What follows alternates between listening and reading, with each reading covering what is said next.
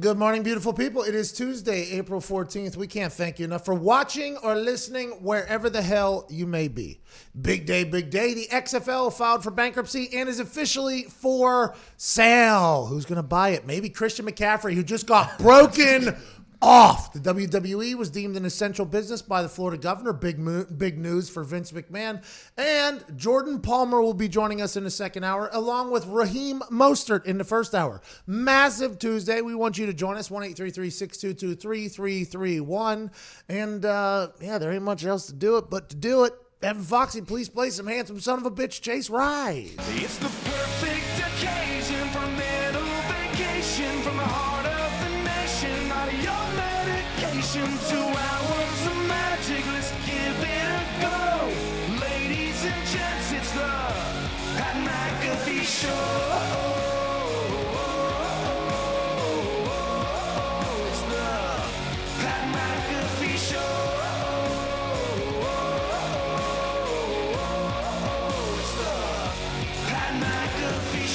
You're damn right it is, Chase Rice. I'm joined by the boys that I'm joined by every single day at Nick Moroto's on the ones and twos, wearing the Milwaukee Bears. I like that little basketball shout out to the boys out there at Tone Diggs. Ty Schmidt's here. Jason McAfee's here. Cuban Zete is here at Viva Lazito, as he's known on the internet. At Evan Foxy, rocking another one from his spring collection. How's it going, Fox? Great. How are you, Pat? Hey, not too shabby. Thanks for asking. And on the phones, if you were to call in, the man that would answer is a maniac from Boston, Boston Connor. That is Elon Musk. That is Boston Connor. What's going on, brothers? What was that? What was the what's going on, brothers, there? Just asking how it's going, boys. Is this a new character here? What are we talking about right now, huh? Are you the people that are coming after me from NASCAR side saying that I was wrong for judging Kyle Larson for saying that word? No, that's not me, my man. That's not me. I was being attacked by the NASCAR faithful, by the way. I wasn't, showing any empathy. By the way, you shouldn't. Anybody that says that word you shouldn't show empathy for. But I'm not going to talk about it. He apologized. He wants to move forward, I'd assume, as does the rest of the world. We don't need any more hate in our lives. We need a little bit more positivity, especially in the COVID-19 quarantine world that we're living in. But we got to dive into a massive payday that a guy in Carolina just received. Christian McCaffrey is a man who bursted on the scene this past year. Now, I'm not saying he wasn't good before that, but Christian McCaffrey this past year put the Carolina Panthers flat on his back. Old Kyle Allen was the quarterback whenever Cam Newton got hurt and just started handing the rock to this guy out of Stanford. This little white guy out of Stanford whose dad played for the Broncos and his mom was a professional basketball player. Is that accurate? Soccer player. Soccer, yeah. Professional soccer player. His uncle or aunt is like a professional basketball player. His grandpa's an Olympic gold medalist. Christian McCaffrey's family, and I might have got something wrong there, but this lineage of athleticism coming through this McCaffrey family is a real one. And last year it got put on display. He became the face of the Carolina Panthers last year. I actually said on one of our shows, I was like, I don't know how you bring Cam Newton back into the fold because Cam Newton is a larger-than-life persona, a larger-than-life personality. I referred to whenever we played down there on Monday Night Football. I've told this story before. Cam Newton was the maestro to that entire team, that stadium, that entire city, and they beat the hell out of us down there. Now you got Christian McCaffrey taking over. Cam Newton, will he be able to come back and still hand the ball off every single play to Christian McCaffrey like they were doing? I didn't think it was possible. So I thought they maybe were going to trade Cam Newton. Inevitably, they ended up cutting him to pay Teddy Bridgewater the exact same amount. Now Cam Newton's on the street looking for a gig. I think he's going to come back and be better than ever. But now Christian McCaffrey is that dude. $16 million a year for a running back is not normal. Normally the running back market goes down because everybody says, oh, you don't need a running back until you need a running back, by the way. And when you need a running back is in the big games late in the season, in the Super Bowl, in the NFC Championship, in the AFC Championship. That is when you need a good running back. But other than that, the conversation revolves around not paying your running back too much money because they get hurt. Maybe they change after they get paid because they're getting hit 30 to 40 times a game. But Christian McCaffrey got broken off. And think about this. For all the things that Christian McCaffrey has done for the Carolina Panthers, the team was carried on his shoulders last year. He's making $5 million a year less than Teddy Bridgewater, who hasn't played for the Carolina Panthers for a long time, hasn't done anything for the Carolina Panthers, and didn't completely set the tone for that team. That's just the way the business is. Christian McCaffrey was that team this past season. He had $16 million. Teddy Bridgewater was a backup for the Saints, hasn't played in a couple years. Other than the 5-0, whenever he was playing very good, he's getting $21 million a year. Very interesting dynamic, but now they got going forward Teddy B and Christian McCaffrey in that backfield. Matt Rule going in there. I think they have to feel pretty good about the direction of that team. Christian McCaffrey seems to be young enough and before his prime enough and just kind of scratching the surface of what he could be, where the next couple years are going to be great. If Teddy B can pan out, like everybody thinks Teddy B can pan out, like Teddy B was panning out before his Achilles? I think it was Achilles or ACL. His knee got completely ripped up, basically. Before that, he was trending to be an MVP. If he can get back to that, the Carolina Panthers are in a great spot with Matt Rule with 7 years and $70 million underneath his belt. That team is stacking up. They're loading up, and I hope the Carolina Panthers can make a move. And good for Christian McCaffrey setting the market now for running backs that every other running back, by the way, Melvin Gordon held out looking for this type of money. Ezekiel Elliott held out looking for this type of money, didn't get it. The other big, Le'Veon Bell held out looking for this type of money. Le'Veon Bell freestyled in his front yard shirtless whenever he was holding out, said, I want 17 M's. Christian McCaffrey just got the biggest NFL running back contract in NFL history, 16 M's. So they're getting there, they're inching there, and I think Christian McCaffrey is going to be the pallbearer for the running backs here for the next couple of years at least. I don't know if anybody else is going to pay a running back like they paid Christian McCaffrey. I think a lot of people are going to want it. I'm just not 100% sure what's going to happen. No, I don't think anyone really should because he's the first player ever to rush and receive for 2,500 yards each in their first 3 years of the career. But also then last year he had 116 receptions, and the year before he had 107 receptions on top of running for 5 yards a carry.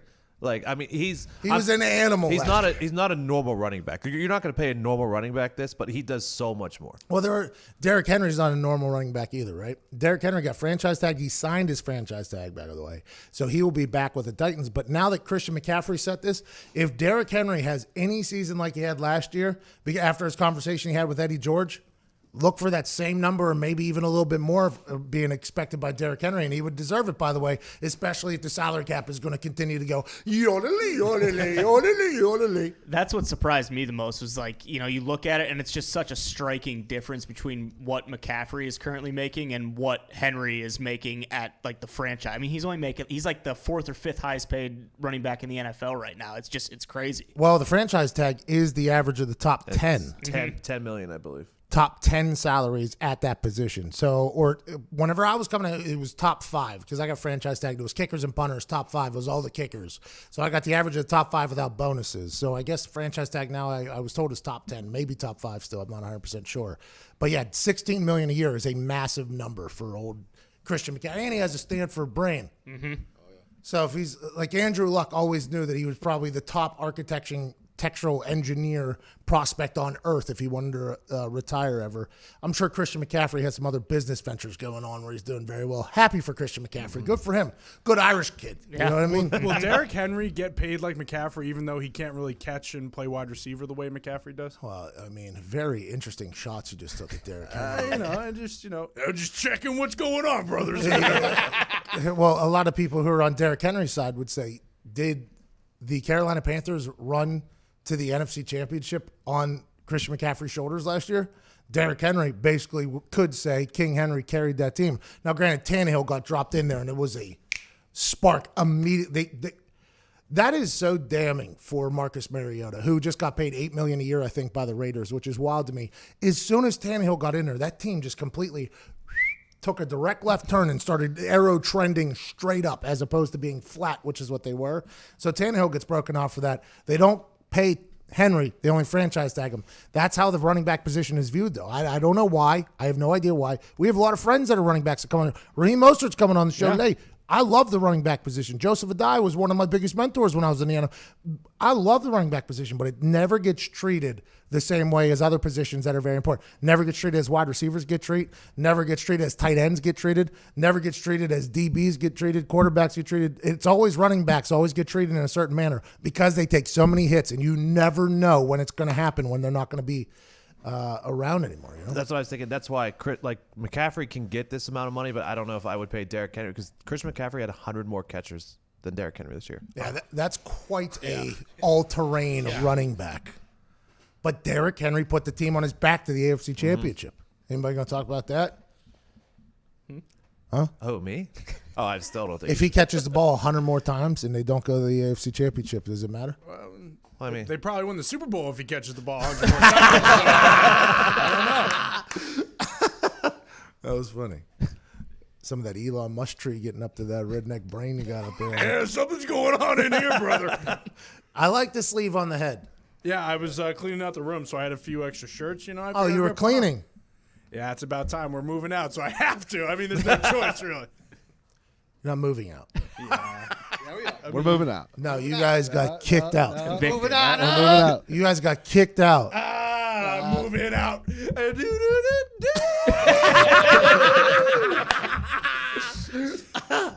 The XFL is for sale.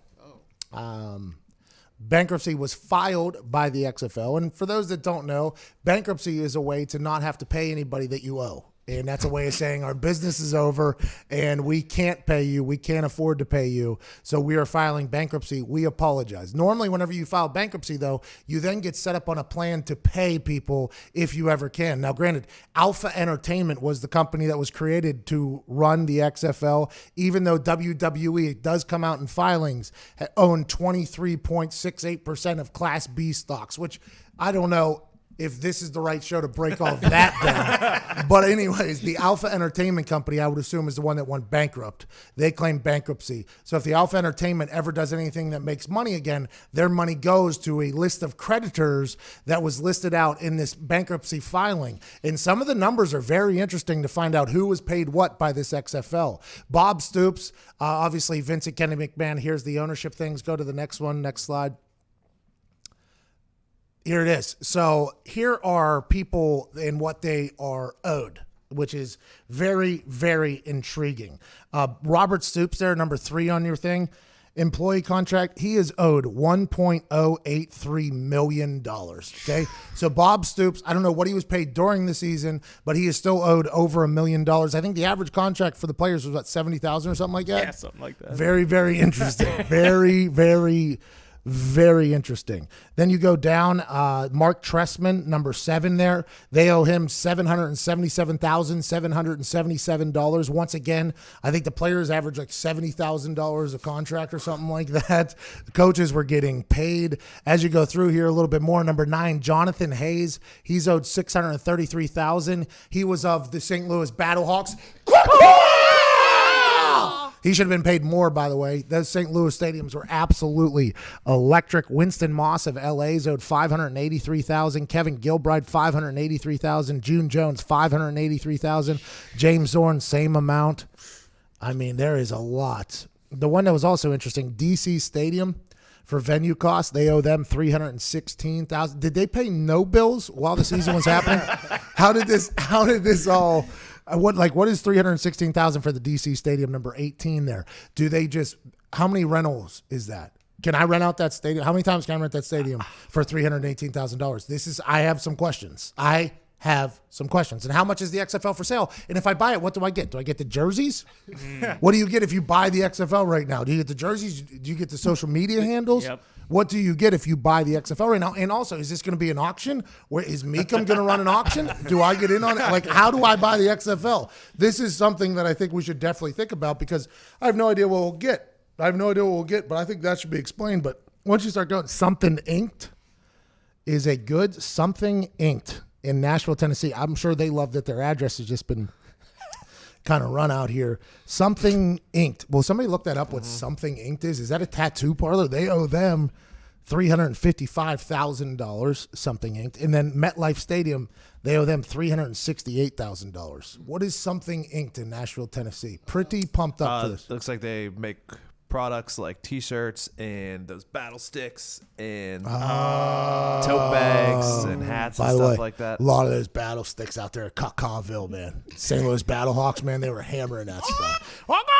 Printing, marketing, e-commerce. So it was a good run for the XFL. They filed bankruptcy, and all these people would never see that money again. That's money that they signed for, they thought they were going to get, and they will not get because of the COVID-19 quarantine. And I would assume all these football guys, by the way, very much understand the circumstances. Football guys very used to getting fired and moving around, very used to situations popping up that are completely out of control and completely fornicating you right in your backside. I mean, that's kind of what happened for a lot of these guys.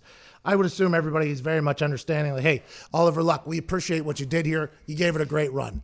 You inspired potential new thoughts and new rules for the game. You had success. You sold tickets. You had a great broadcast with Fox and ESPN being your partners. And then all of a sudden, off the top rope, Alpha Entertainment got Macho Man Randy Savage elbow dropped by old COVID ass coming through and just not being able to make them do anything. I don't know what the legacy of the XFL will be. Because I guess if you're a person who wants to see the XFL and Vince McMahon fail, the XFL failed twice is the way they would spin it. But I think 30 years from now, 40 years from now, somebody like us should be like, nah. The XFL actually had a pretty good little run, had some success. Turns out a worldwide pandemic, not good for business. And that's how it'll always be. My question is, if someone were to buy the XFL, would they try to put on a season next year with new ownership? Like is that what they're talking about is like the IP of like the Twitter accounts and stuff like that? Well, you don't get any venues, right? Because they're running every venue. And you owe the merch company $318,000 because if you buy it, you acquire all of the debts, right? So you owe Bob Stoops $1 million. You're going to have to go negotiate with that guy out in the country. I don't know how you're going to do that with Bob. I mean, I'm definitely interested, but this seems like there's a lot of things to deal with. I'm bummed for the XFL. I really am.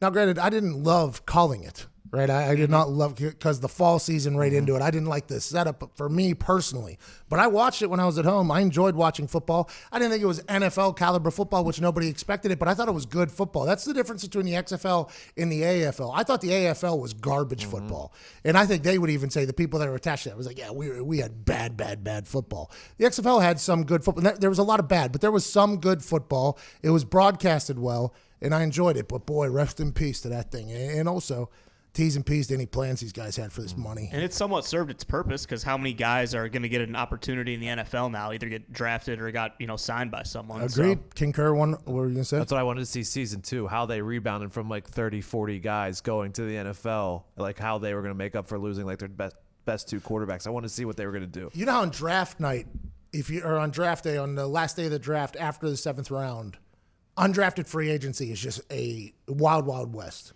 Teams calling like, hey, we'll pay you $500, we'll pay you $1,000, get you in here, because they're just looking for bodies, and maybe they strike on somebody that they never guessed.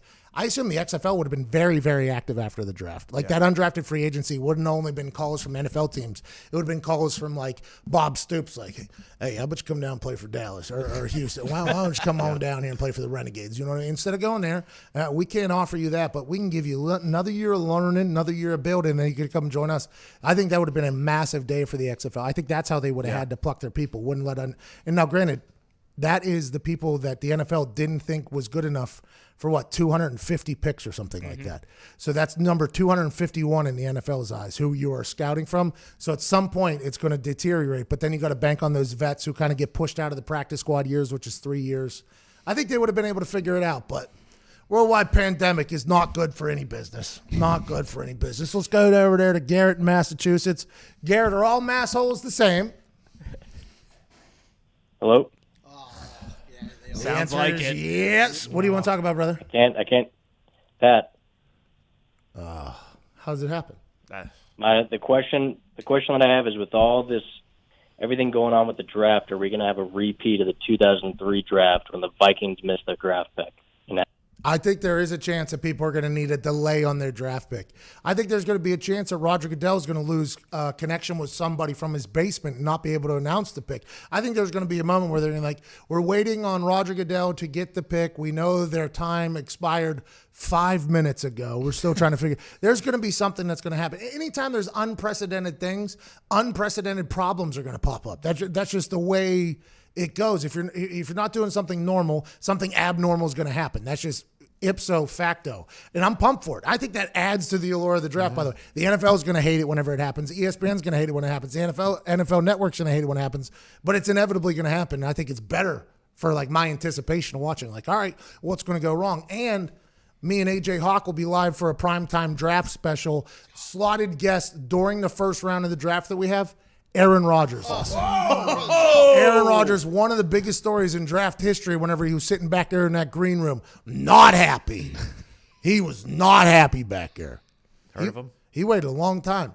I mean, he didn't wait 221 picks like some people that'll be on that show. AJ was at pick 5. Yeah. AJ had a great first round. Yeah, he knew he was going in top 10 pick. He didn't even go to the Senior Bowl or anything like that. He knew he was going to be rich. Aaron and I were just like struggling. You know, Aaron and I were sweating. Yeah. Aaron and I were really struggling. 20 minutes after the hour, we have to get to a break for radio. We'll answer some calls and also some YouTube questions. So get in there, youtube.com/The Pat McAfee Show. Be a friend, tell a friend. Let's have a great Tuesday, April 14th. We're back on the other side. This is The Pat McAfee Show.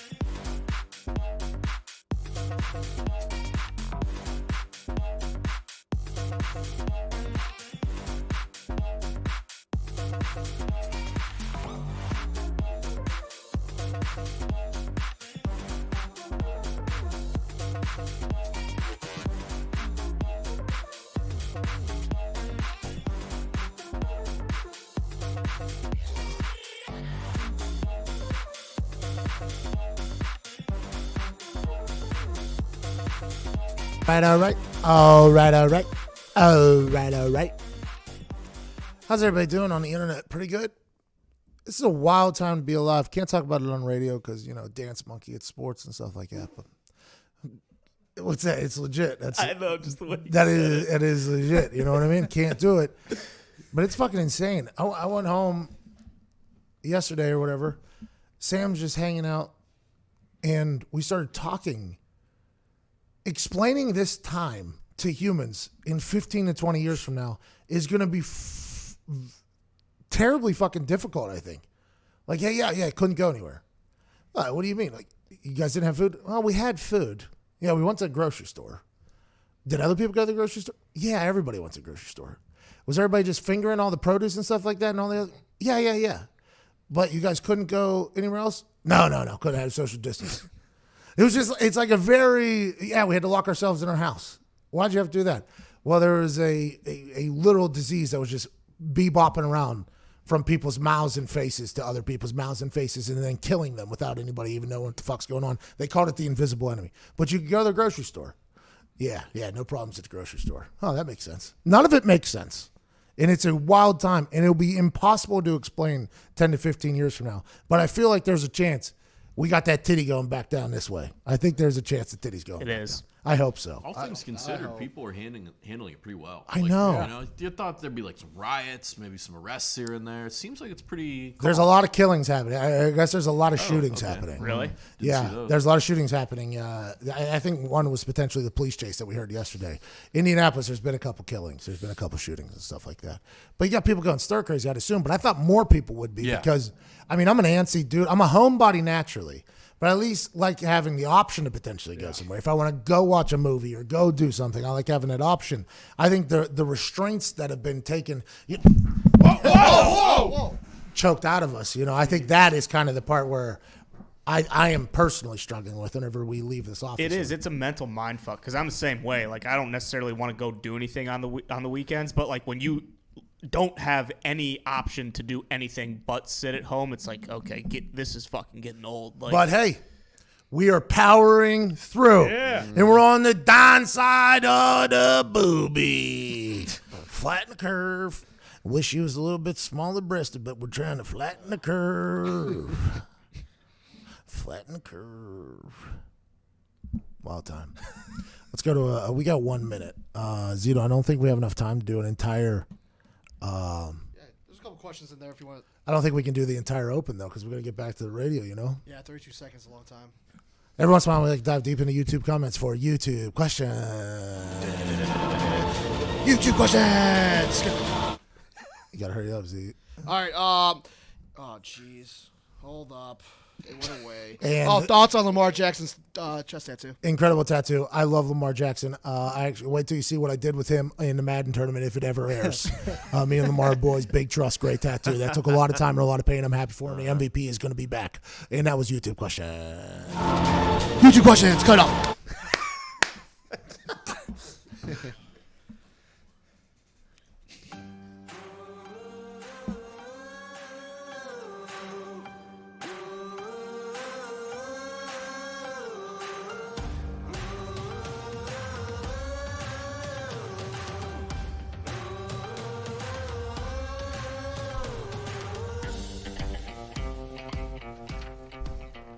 If you're listening to this show right now, I want you to take a second and look down.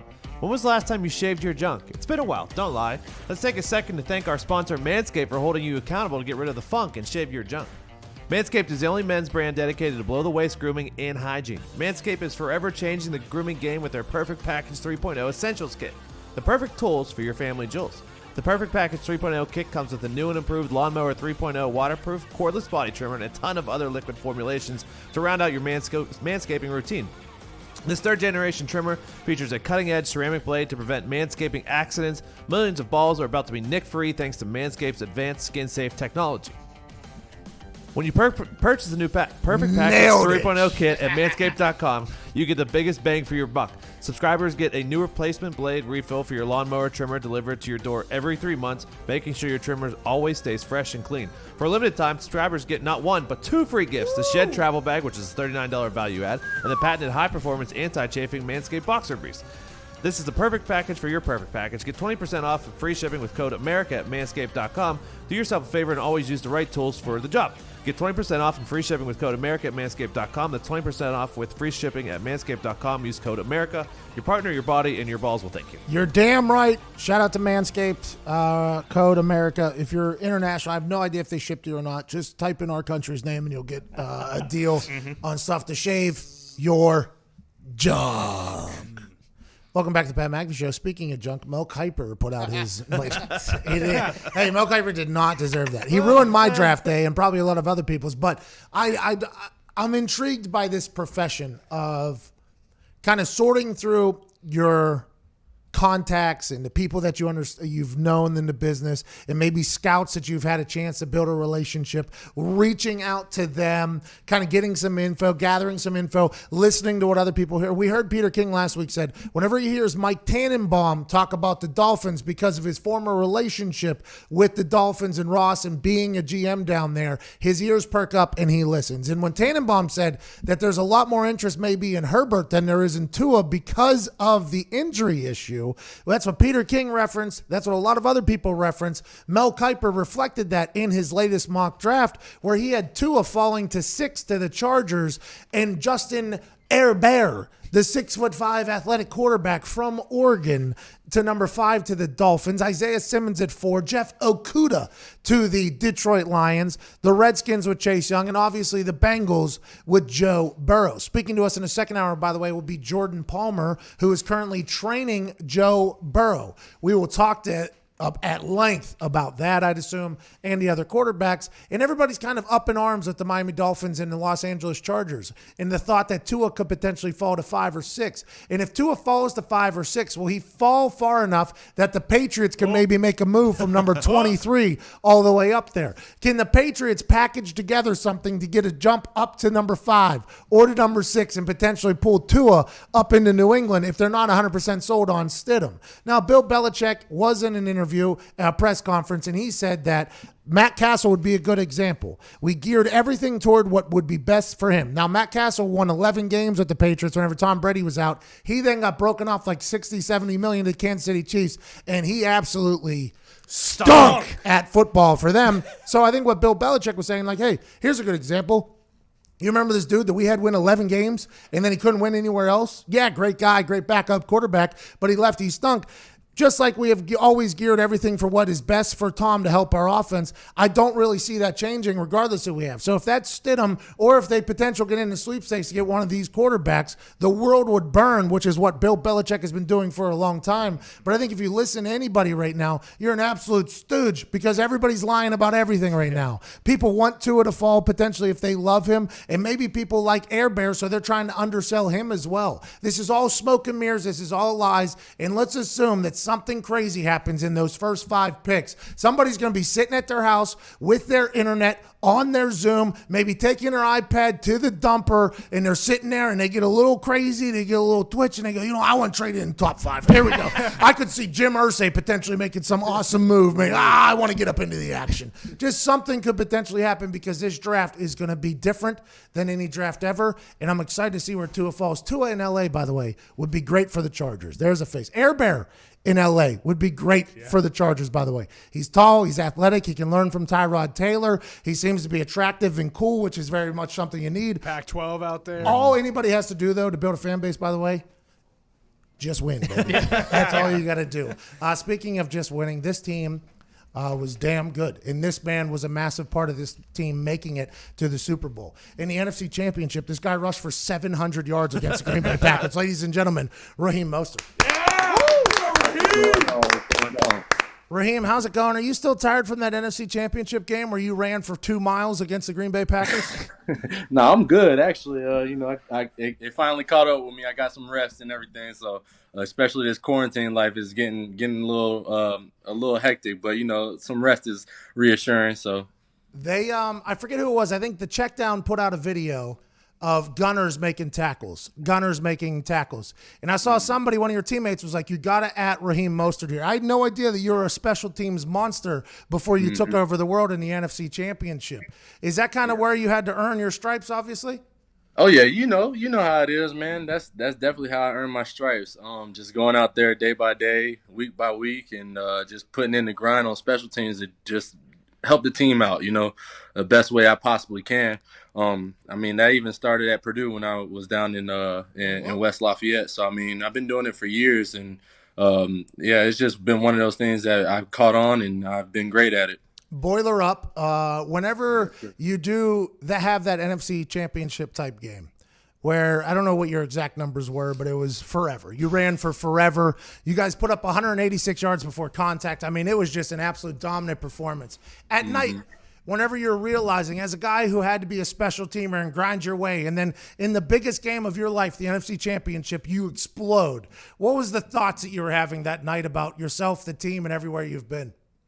It just made – I had one of those things, man, where I just relived everything that was going on in my life. I had my son with me on that stage. That was the most inspiring thing that I possibly could do in my lifetime right now. And it was just one of those things for me when I just soaked it all in and looked back on my track record and the things that I've done. It really, really opened up my eyes that, hey, look, I did this. I mean, why stop? Just keep going, keep doing the right things, the necessary things in order to be great. And that's something I want to be, man. I want to be able to have a gold jacket. And the only way to do that is to be great, Let's go. Hey, let's go. Yes, I'm sir. a big fan of that. Obviously, the Super Bowl didn't go the way you guys had planned. A couple questionable calls, some would say, and then some other situations that arose from the Kansas City Chiefs being the Kansas City Chiefs. But going into this offseason, what was the mindset? What was the message from Kyle Shanahan and John Lynch? Like, hey, this is what we got to do to get better, and we are not stopping here. We have to get back. Yeah, after the whole Super Bowl game, they really came in. We have to have that exit meeting, and one of the things they told us is, we're not going to have the same team next year. There's going to be some different pieces moving around, but the guys that did experience that, it's one of those things where we just got to continue to build off of and do what we got to do in order to get back there and to win. That was the biggest thing. They didn't want us to really put a lot of stress on us. Per se, just they wanted us to feel like, hey, look, that's what it takes. We just got to amp it up next year. This has been a very weird offseason, obviously, in the Super Bowl. It's awesome to make it to the Super Bowl, but your offseason is cut a month and a half short than the losers, right? I mean, that's just the way as I was young, I was very fortunate to be on some teams that made great runs, and a lot of my teams are on sucky, or a lot of my friends are on sucky teams. Were like texting me like, I just got to the beach or whatever. I'm like, bro, what? We are in the middle of a divisional playoff run right now. But that is something that, now granted, you're in much better shape than I am, and also a lot of older guys.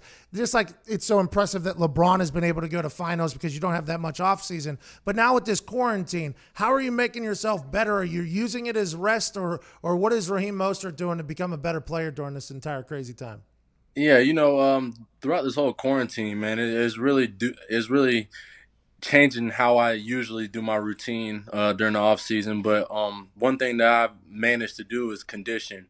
Conditioning for me was a big part because I feel like, a little bit about my background. I am a track athlete.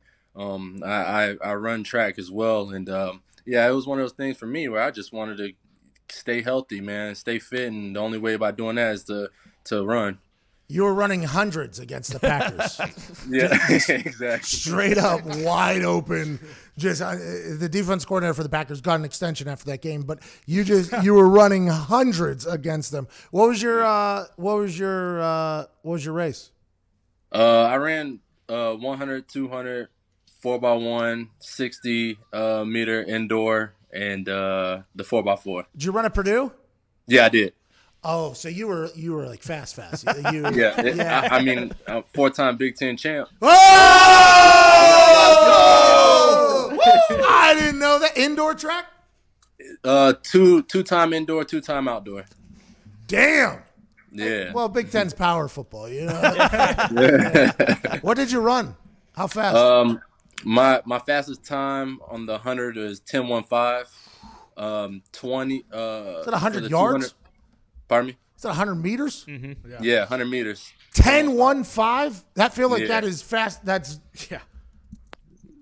Damn. That's pretty fast. Where are you from originally? Florida, Daytona Beach. Everybody in Florida is fast. I feel like that's just a faster place than everywhere else. Yeah, it is. It's a lot of competition too. They put out the Texas and Georgia. I don't know if you saw this. The check down. Somebody said, Todd Gurley maybe, somebody said like, hey, the All-Star team from Georgia would absolutely smoke the All-Star team from Texas. And the check down put together a team. Ain't nobody touching the Florida team. Nobody is touching the Florida team. No other state is touching Florida. I'm sorry. Not being biased, but if you actually look at the facts, we have way more Hall of Fame players, way more top athletes in any sport, really, especially football. So it's just like I said, you just look at the roster, and I could just name a few: Ray Lewis, Air Reed. Ever heard of some him? of those guys? It's just to name a few. Well, Pennsylvania would like to show up at some point. They got the old school OGs. It's ground and pound football. It is. Yeah, it with the is. Pennsylvania. It definitely is. I remember playing Penn State, and it's definitely ground and pound for sure. Where are you living at, in San Francisco, or are you back in Florida? I'm in Cleveland, Ohio. That's where my wife's from. So yeah, we settled down here. I like the Four Seasons, man. Growing in West Lafayette and stuff like that really changed me. So I wonder if the Browns are listening. Ain't nobody choose to live in Cleveland. That's amazing to hear right there. Do you have any kids? Yeah, I have one, and I have one on the way. So. Hey, congratulations! Thank you. How's Dad of the Year stuff during quarantine? Have you been getting creative how to teach and stuff like that, or how old? Oh yeah, definitely. We actually put up these new gates, for the first time in our house. So I put them up last night, and our son's like in awe right now. He loves it. We marked off a couple areas where he's allowed and he's not allowed. So, just doing little things like that, man, is really taking my time away. How old is he? He is 10 months. Oh, so I don't know what those things can do. Can those things can crawl? Can 10-month-old things crawl?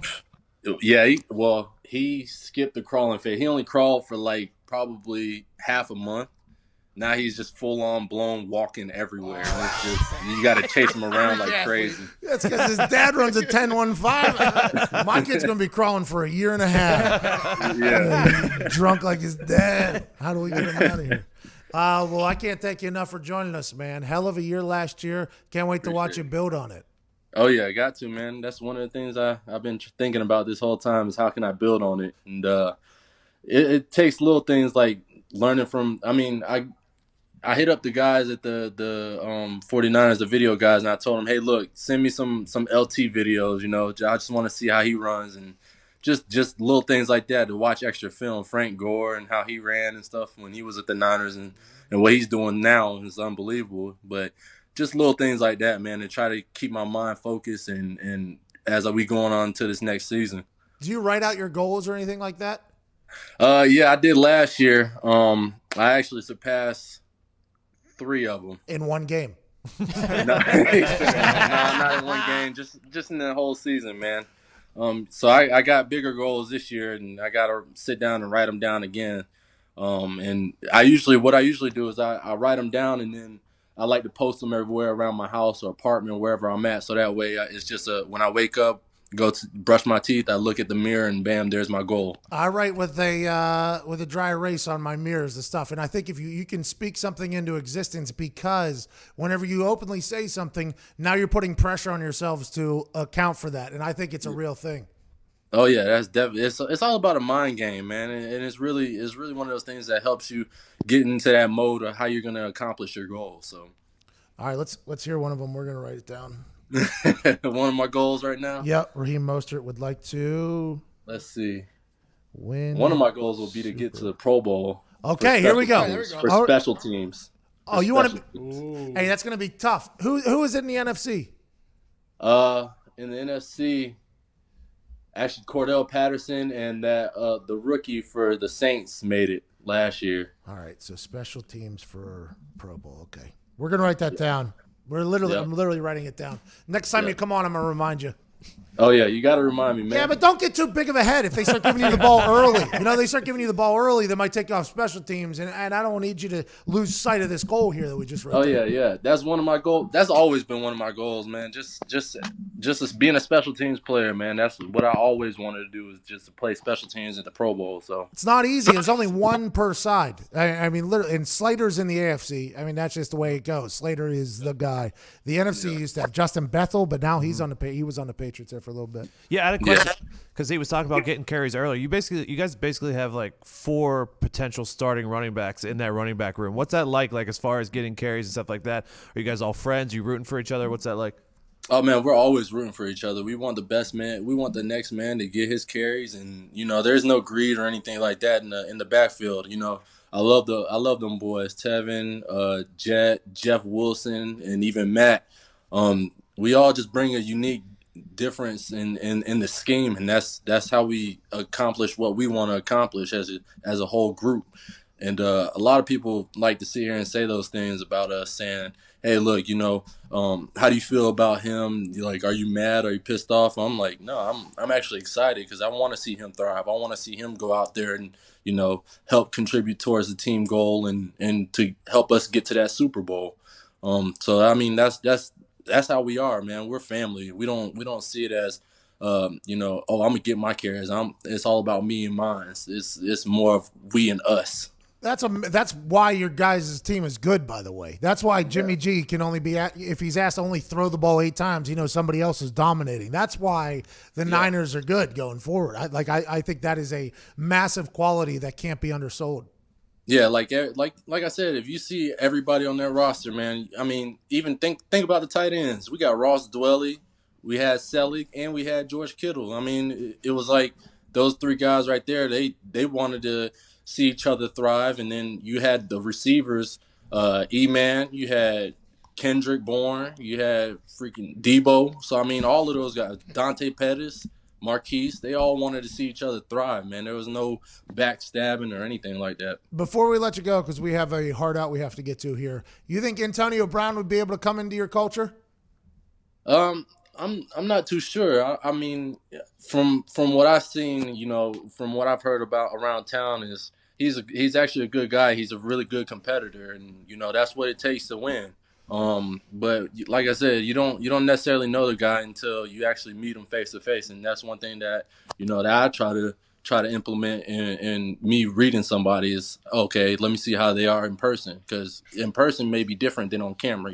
Yeah, but it feels like your culture is probably one he can go to when it's like, you know what I mean? There's some cultures that aren't going to be great, right? There's some teams that are in I'm not sure how long the Niners stunk since you've been out there. There's some teams that stink, and it's because they have a bad culture, and they don't even know it. They have great players, but they have a terrible culture, and it's like if somebody comes in there, it could really change, Yeah, I mean, think about Coach Shanahan's first year there.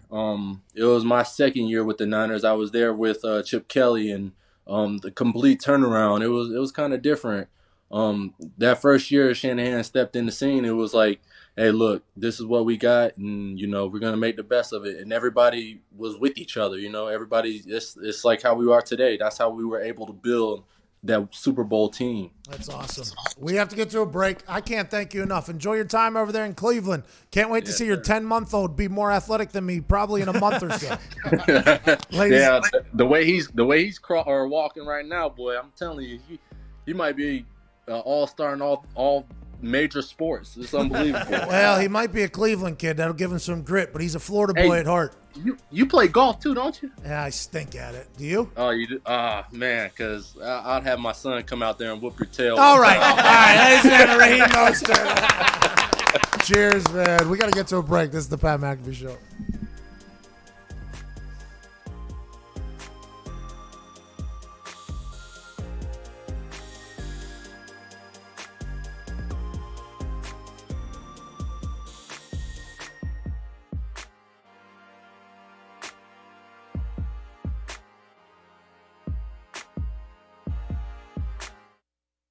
Clay, there's a lot of talk of some vets that want to find a way to get down to Tampa in so-called ring chase with a little guy named Tom Brady, fresh off the heels of his Howard Stern interview that he was a lot more open than normal. Have you given much thought to what it may look like to strap it up for the Bucs and try to chase another ring? Hey, I'm not going to lie to you. That crossed my mind. I thought.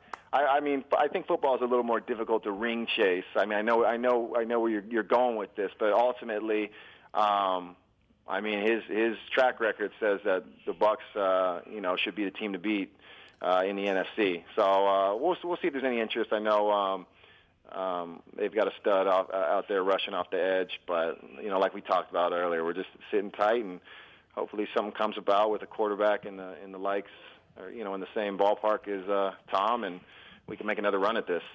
How does that process go, Clay? Your agent will say, hey, here's some teams that are interested, because you're at a whole different stage now. You said it, you're later in your career. You're going to find a good situation, a winning situation. And I think you were going to say while you were answering, and you didn't say it, you held back, which is smart, obviously, because you're still a shitty contract is what you said. But you were going to say, how does that process look? Your agent will be like, hey, here are some teams we've got interest from. Here are the pros. Here are the cons of each team. Is that how that whole thing will go? Is it more of like a field base? I think first and foremost, the first thing you realize in free agency is all 31 teams are intrigued. They're intrigued with you, but that means nothing. The reality is what team is willing to make an offer.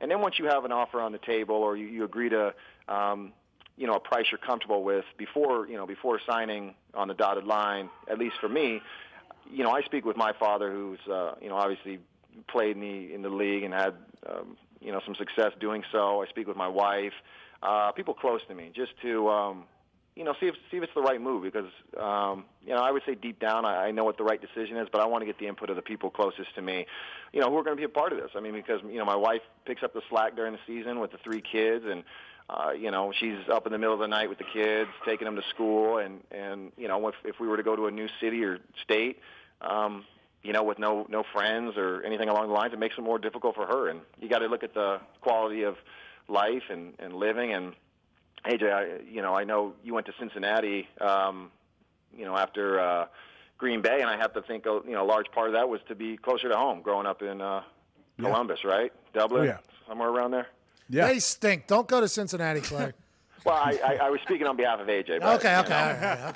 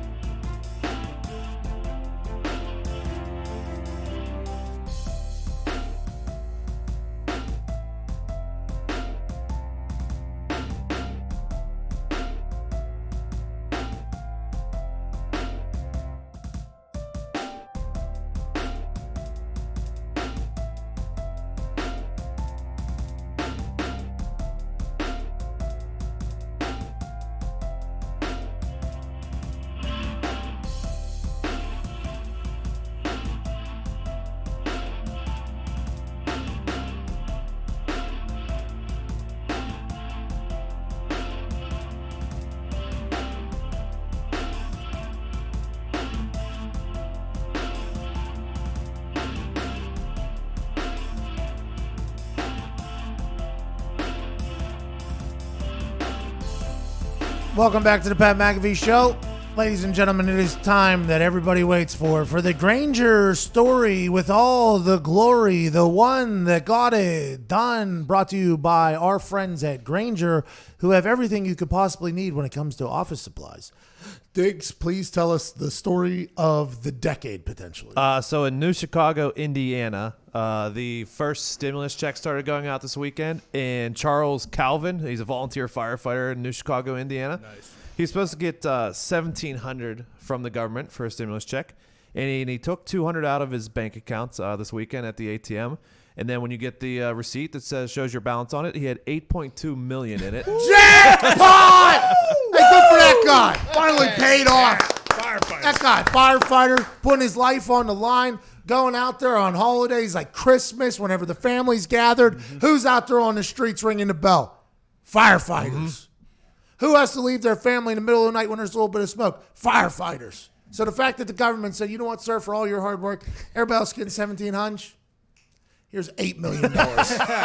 Finally, the government's looking out for the little people. He obviously had to report this. Or Yeah, I assume so. He's a firefighter. Good if guy. this goes, they are so lucky this went to a firefighter. Let this fall into an Italian sports gambler stimulus. But I was gonna say a cop. Wow. Oh, come on. I want them Wow, cops, man. Richie. I want them cops. wow, we have a hard outcome. Thank God.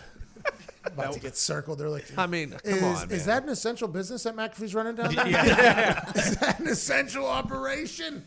That's insane. That's just like when Wes Welker got broken off by the Kentucky Derby and he was throwing hundreds all over the place while he was rolling on ecstasy or whatever. He's just throwing money around. They're like, actually, he owes us money. We gave you too much. Like, yeah, that's on you, bitch. That is not on me. That is a problem. Firefighters, good people. Would you tell anybody it's already in your bank account? No. Hell no. Do you have to pay taxes and stimulus checks? I assume that they're going to get theirs back. Oh, yeah. Everybody's on layaway with that $1,200 stimulus. Yeah. Everybody doesn't even know it yet. And you're like, oh, you thought we forgot? Remember when we gave you all $1,700? Tax them.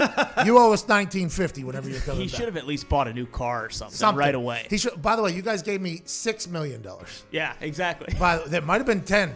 Now that I think about it, I think they could check. can they? Hey, this is on them. Clerical error. Yeah.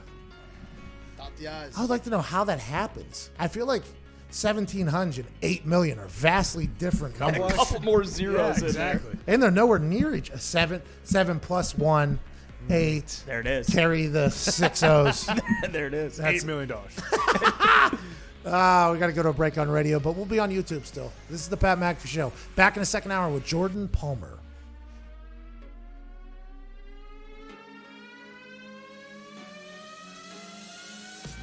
All right, let's do some phone calls here. Let's go to a lot of Indiana calls. Shout out to Indiana. Let's go. By the way, I thought I lost it in Indiana because that one demon-eyed method guy didn't recognize me while I was pulling the quiver.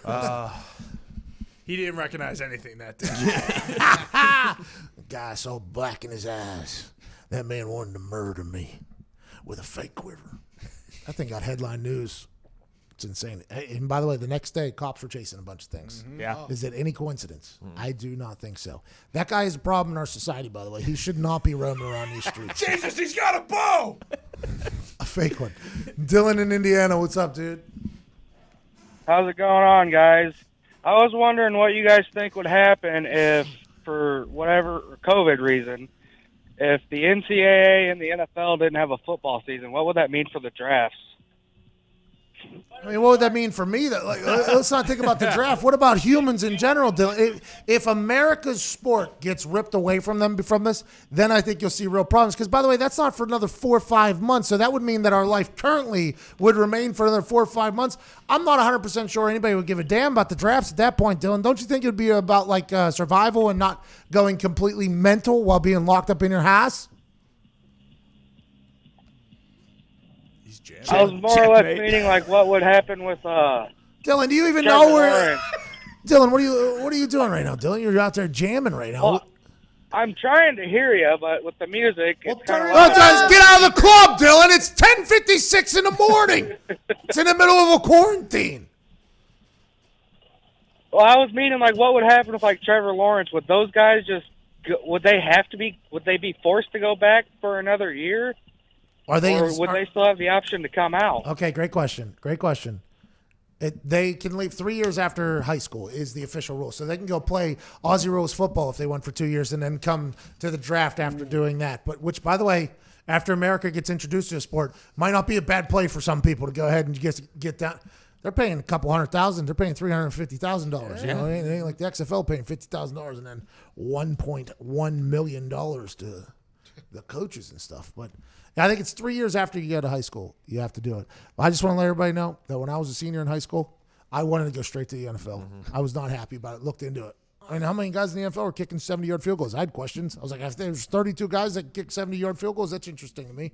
Turns out I would not have done well. I would not have been ready for that life. I would have crashed out and probably would have been having a fake quiver, by the way, at a red light at some point if I would have done that. I think the 3-year rule makes sense, but there should be allowed to be outliers. If a guy is a physical freak, if Jadeveon Clowney is for instance, if 1 year out, this guy seems to be body mature enough that he can go make a living for his family and be a first-round draft pick, he should be allowed to do that. Trevor Lawrence should have been allowed to come out. He's ready to go. I think there should be a case-by-case study, and anytime you put a decision like that in another group of people's hands, it's inevitably going to get fucked up at some point. But I think there should be some outliers to the rule, but that's every single rule. In my eyes. Wouldn't also they kind of know, like, okay, if I come out of high school and try to go to the NFL, I'm not going to get drafted just because I'm not even close to them physically. I hate the one and done. No. Listen, did you hear my thought? I was like, I think I could physically do this. Well, yeah. I mean, but mentally I was not, right? Mentally I would not have been anywhere near ready. I don't like the one and done rule either.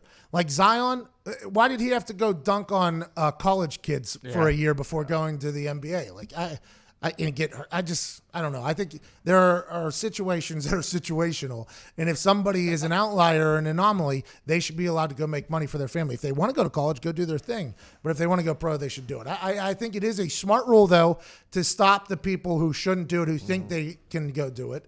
But I think there's some people, it's like, that person should go and be a millionaire right now at the time. Well, in the NBA especially, they've had so many stories of guys skipping college and actually going on like having great careers. Also failures though, right? Yeah. Oh yeah, Sebastian Telfair. I mean, I remember that guy. Kwame Brown. Andrew Bynum stunk.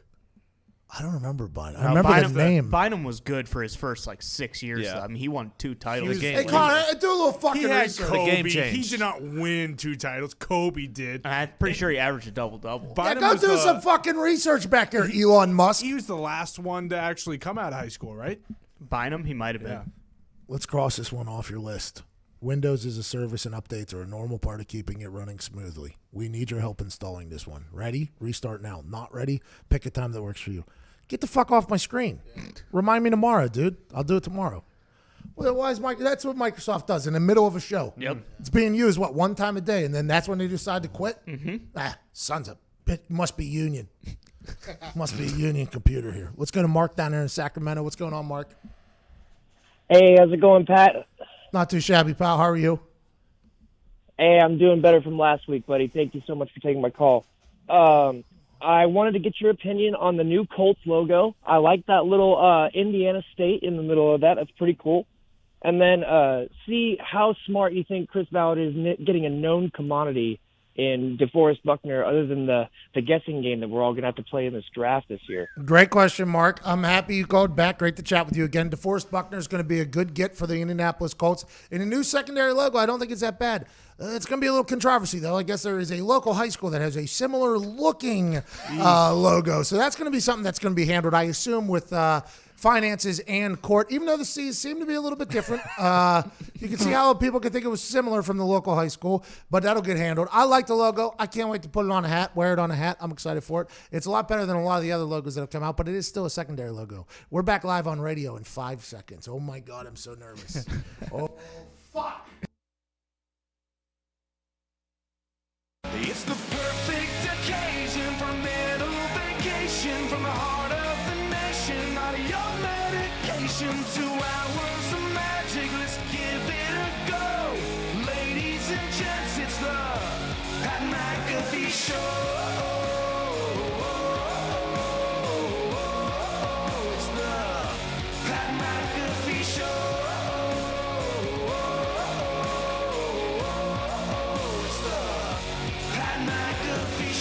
You're damn right it is.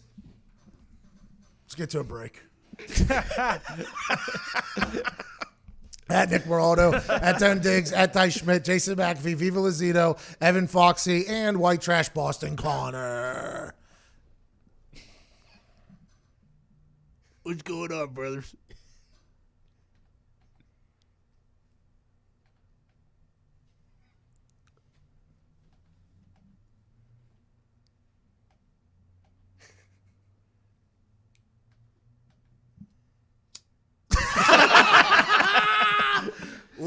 that? So you put on that the sleeve and you just become old white man. Is that what it is? That's about right, brother. Oh, my God, the worst. Welcome back to the Pat McAfee Show here, Tuesday, April 14th. Second hour kicking off. 1-833-622-3331. If you want to get on our phone lines, they are filled. We will try to get some people off there so we can get you. No, that sounded...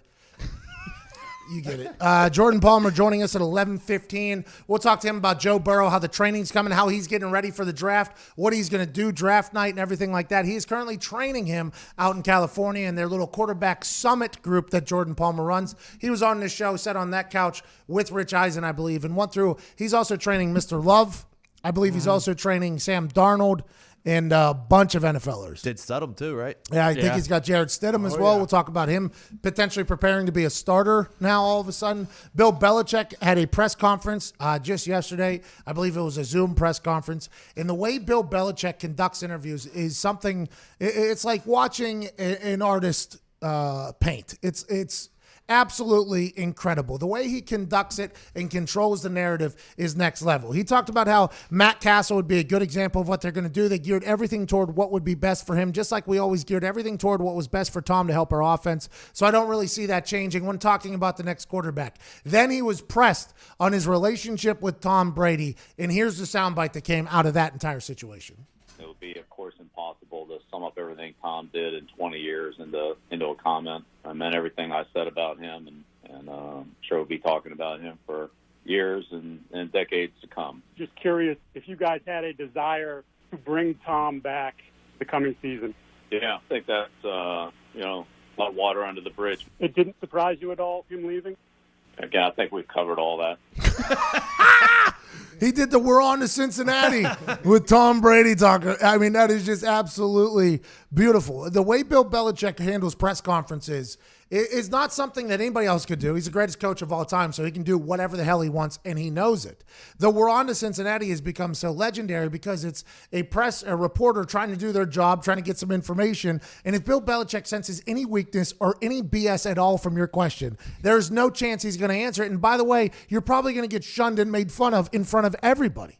What did you guys do? We're on to Cincinnati. What did you guys We're on to Cincinnati. Coach, I'd like to know where you could get better so this doesn't happen again. Oh, we need to get better on first down, second down, also third down, and fourth downs as well. Next question. I mean, it is marvelous to watch Bill Belichick not care at all about what anybody has to ask or anything like that. It's not that he doesn't want to give bulletin board material. It's that he doesn't want to give anybody anything at all, which I respect. And it's also one of the reasons why everybody outside of the evil empire has hated it so much, because the way they act as if they don't have to talk or do anything to anybody. And by the way, they don't. Whenever you have a 20-year run where you win 17 division champions, I mean, it never six Super Bowls with another 2 potential. I mean, what they have done up there is absolutely remarkable. But now he knows that everything that he's going to be asked about for the next 3 months, 4 months, maybe even 5 months is going to be about Tom Brady. And he wanted to get that conversation over now. We're past that. That's water under bridge. It just happened like a week and a half ago. Nope. We're already past it. Well, there's nothing else for us to talk about. Literally quarantine, the whole world shut down. Don't want to hear it. Get the hell out of my face. Not talking about the quarterback that I had for 20 years and won 6 Super Bowls with, and we created this incredible dynasty who's now gone, and it seems as if we almost pushed him out, but I don't want to hear about it at all. That is absolutely remarkable. I love that Bill Belichick does that, and I would assume if I was a reporter trying to get information from him for the last 20 years, I would be absolutely miserable and pissed off, but there's absolutely nothing you can do about it. Him talking about Castle and how they went 11-5, Bill's confident. Bill's confident that he's going to be just fine. Yeah, Bill Belichick has no worries at all. Tom Brady's gotten hurt before, and they have won games. I mean, they won, 3-1 or whatever when he was suspended. Castle won 11 games. In his eyes, he's like, how come nobody's talking about all the wins that we've done without Tom Brady? How about this? Ask this question. Has Tom Brady won without us? Was I ever hurt for a season? No. That's what Bill Belichick's saying, and I respect it. I still believe that Tampa Tommy and the Tampa Bay Buccaneers are going to have a much better season next year than the Patriots. I think it might take a little bit, but we have no idea what's going to happen in the draft. It would not surprise me if somehow Bill Belichick wins the draft, just like he's going to win probably next year, and shove it in everybody's face that the New England Patriots are not dead. The dynasty's not done. This is Bill Belichick's time, and whenever he becomes 70 and 80, this is still going to be running it back because we got that old guy up in the booth making decisions that nobody knows about what he's doing. What's that guy's name up there? Bob Kraft. Ernie Adams. See, the New England Patriots fans have just shunned him out of their memory because they don't want to talk about it. There's a guy up there named Ernie Adams who I guess is like Rain Man who just knows everything. Yeah. By the way, potentially the guy that they give the videos of the signs to, and he just be able to decipher them right on the spot with an immediate call down. Nobody wants to talk about that, but I mean, I think secret weapon. I don't want to talk about the secret weapon. Why would we tell anybody about Ernie? You don't tell anybody about Fight Club, but that is, I think everybody in the NFL is seeking an Ernie Adams. Everybody in the NFL would like to. That's why you see them hiring special ops people. You hear them hiring people that aren't football related to bring them in. And I think it's all because of the Ernie Adams, Bill Belichick relationship, where you found out that this super nerd can turn your team into a super team. That's a magical tag team that no matter who they have playing quarterback, they know they're probably going to be good. But boy, with the Buffalo Bills getting hot and Josh Allen potentially getting better at quarterback and not statistically being the worst quarterback in the NFL going forward, I mean, maybe the New York Jets get it going a little bit. And how about them Dolphins at the number 5 pick? Who knows what they're going to do? They just got Kyle Van Noy, and I saw that son of a bitch play on Madden yesterday. He's very good at football. I mean, maybe the Patriots dynasty is over, but I don't think Bill Belichick feels that way at all. Dolphins possibly too. Cam Newton's still out there. So if the Dolphins don't get the QB they want, why wouldn't they go after Cam? Yeah, I'm excited to see the moves that happen for Cam Newton, maybe after round 1 or round 2. Maybe even up to round 3. The conversation that sparks around Cam for the teams that weren't able to land a quarterback, like maybe it's the Jacksonville Jaguars. Maybe it's the Miami Dolphins. Maybe if the Chargers somehow don't get Air Bear or Tua, maybe they get back in the conversation, even though Orlovsky says no. Something's going to happen to Cam Newton after draft weekend. We just don't know what the hell it's going to be. He's out there flexing in Atlanta on all these hoes. He's flexing on all of these hoes. Christian McCaffrey just got paid for $16 million a year. How many years? 4. 4 years, $60 million a year deal. Good for Christian McCaffrey. Put that team on his back last year when Cam Newton was injured. I saw it as like handing over the team to Christian McCaffrey from Cam Newton because of the Liz Frank lady that was on Cam Newton's foot.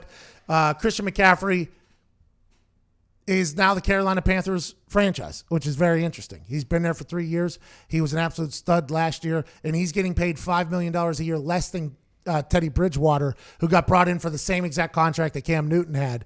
Teddy B, Christian McCaffrey, good backfield with Matt Rule going into 7 years, $70 million as head coach. I think this is a good move for the Carolina Panthers and lets everybody in their organization and their fan base know, like, hey, this is who we're building our team around. Let's go ahead and get to work. Tell you what, I don't think there's an easy win in that division.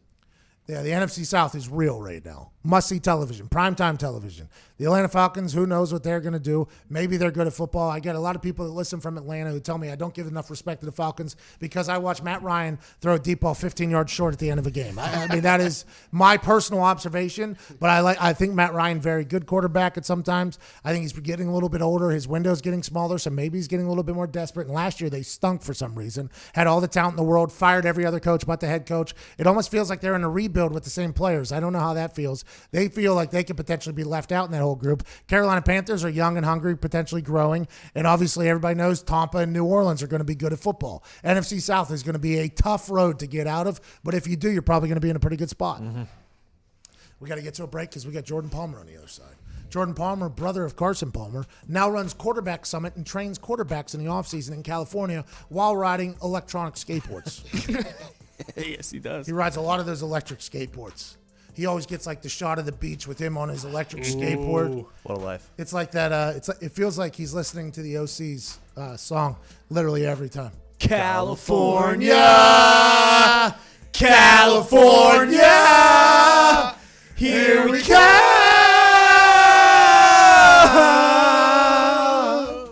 We'll talk to him in 4 minutes. You're listening to the Pat McAfee Show.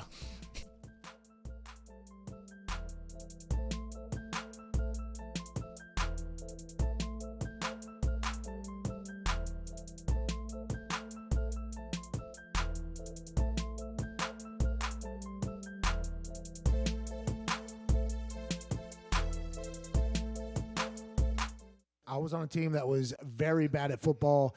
We almost were completely defeated until Dan Orlovsky showed up and got 2 big wins. We ended up almost losing the luck pick because Dan Orlovsky.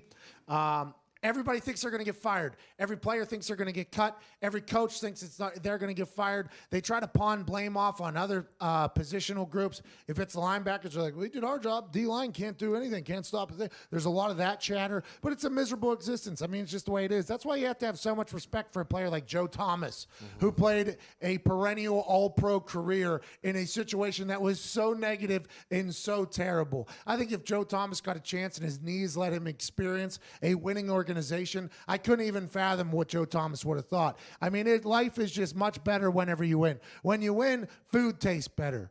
Drinks taste better. Sex feels better. Everything is better when you win. Winning cures all, they say. That's not just in the building and for a football team. That's in your life. Everything is just better when you win. And when you lose, especially when you're talking about some of the most competitive humans on earth, it is a nightmare. You got a lot of people trying to jump off the ship.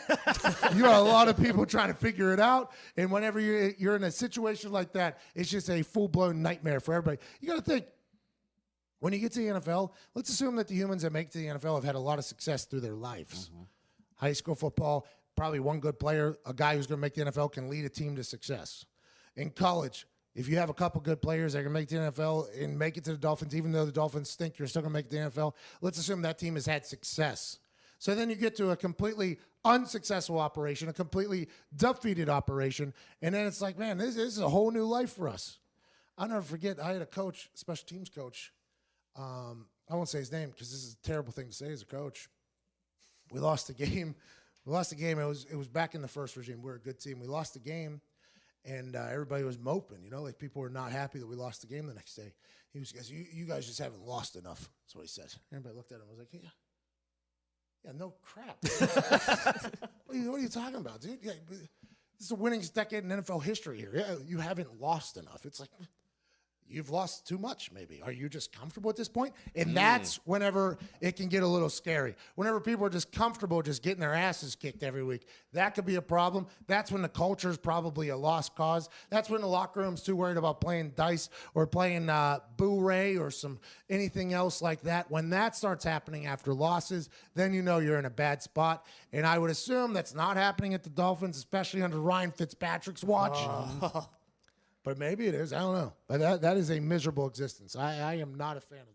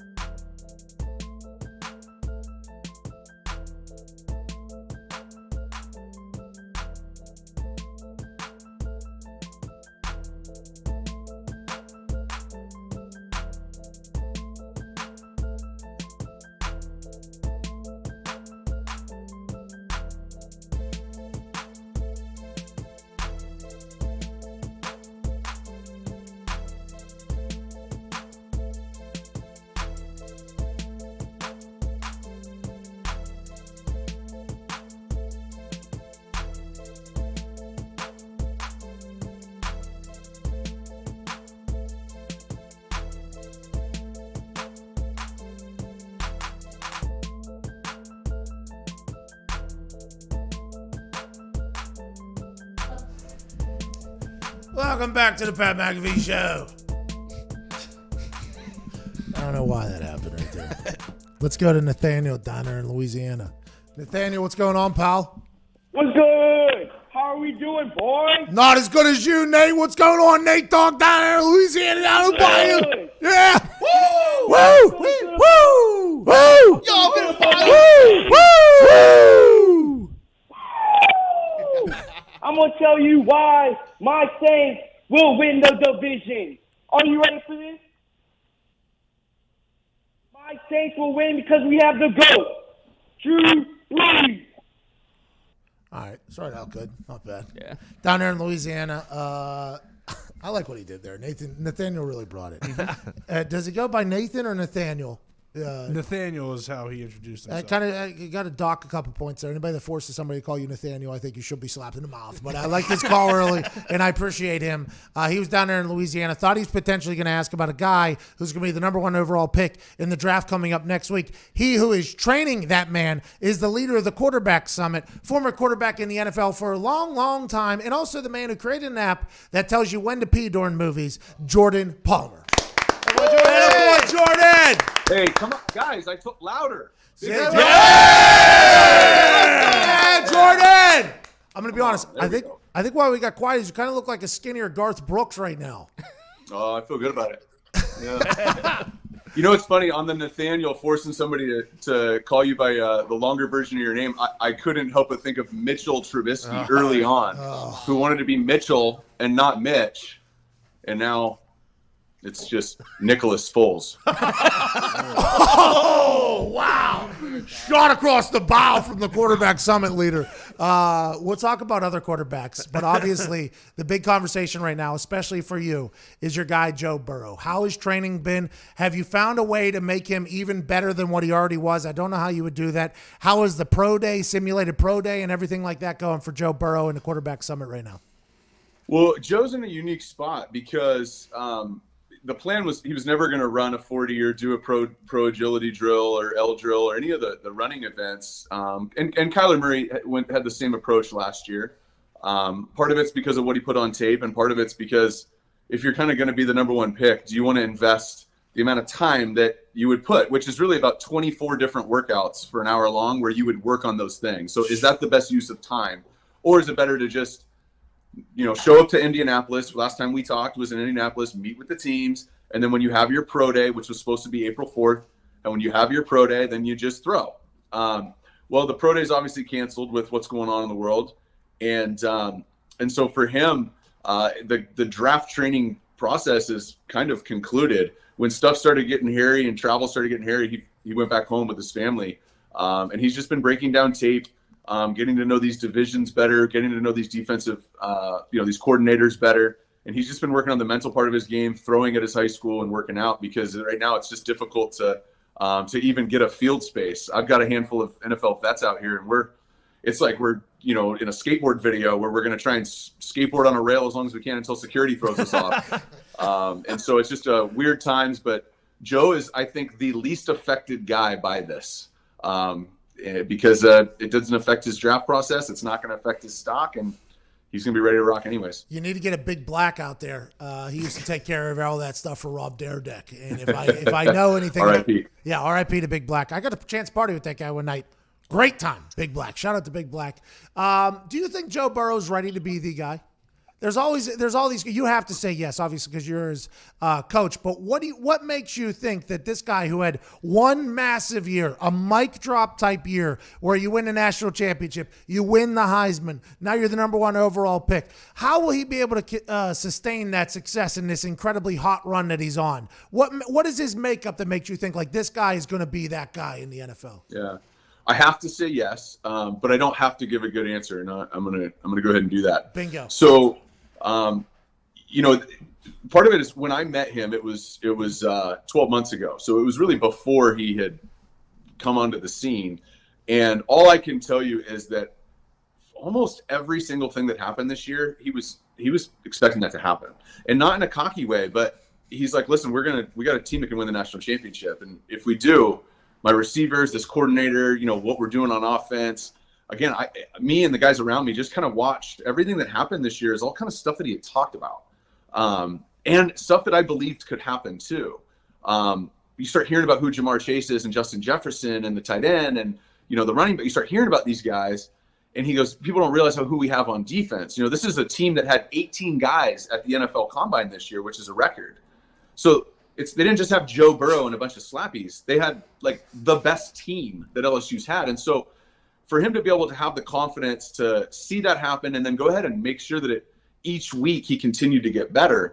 But then when at the end of the season, when you have the playoffs and the Heisman and all the pressure and the media, for him to continue to get better, because people forget he got better. His best games were at the end, was when all the pressure and expectations and all that stuff, where that's what you play with Peyton. Like that's what those guys deal with. They deal with ridiculous expectations, unrealistic, what people are demanding from them, or it's unrealistic at times. And the great ones still deliver year in, year out when they're bad, when they lose their tackle, when the defense isn't very good, and they just kind of weather those storms and they put together great careers. And so Joe has all those pieces. The last thing I'll say is he took over a high school program that had never won, and they won. And then he took over LSU, and they did something that LSU's never done before. So when I start to see that happen over and over again, to me, that's a pattern.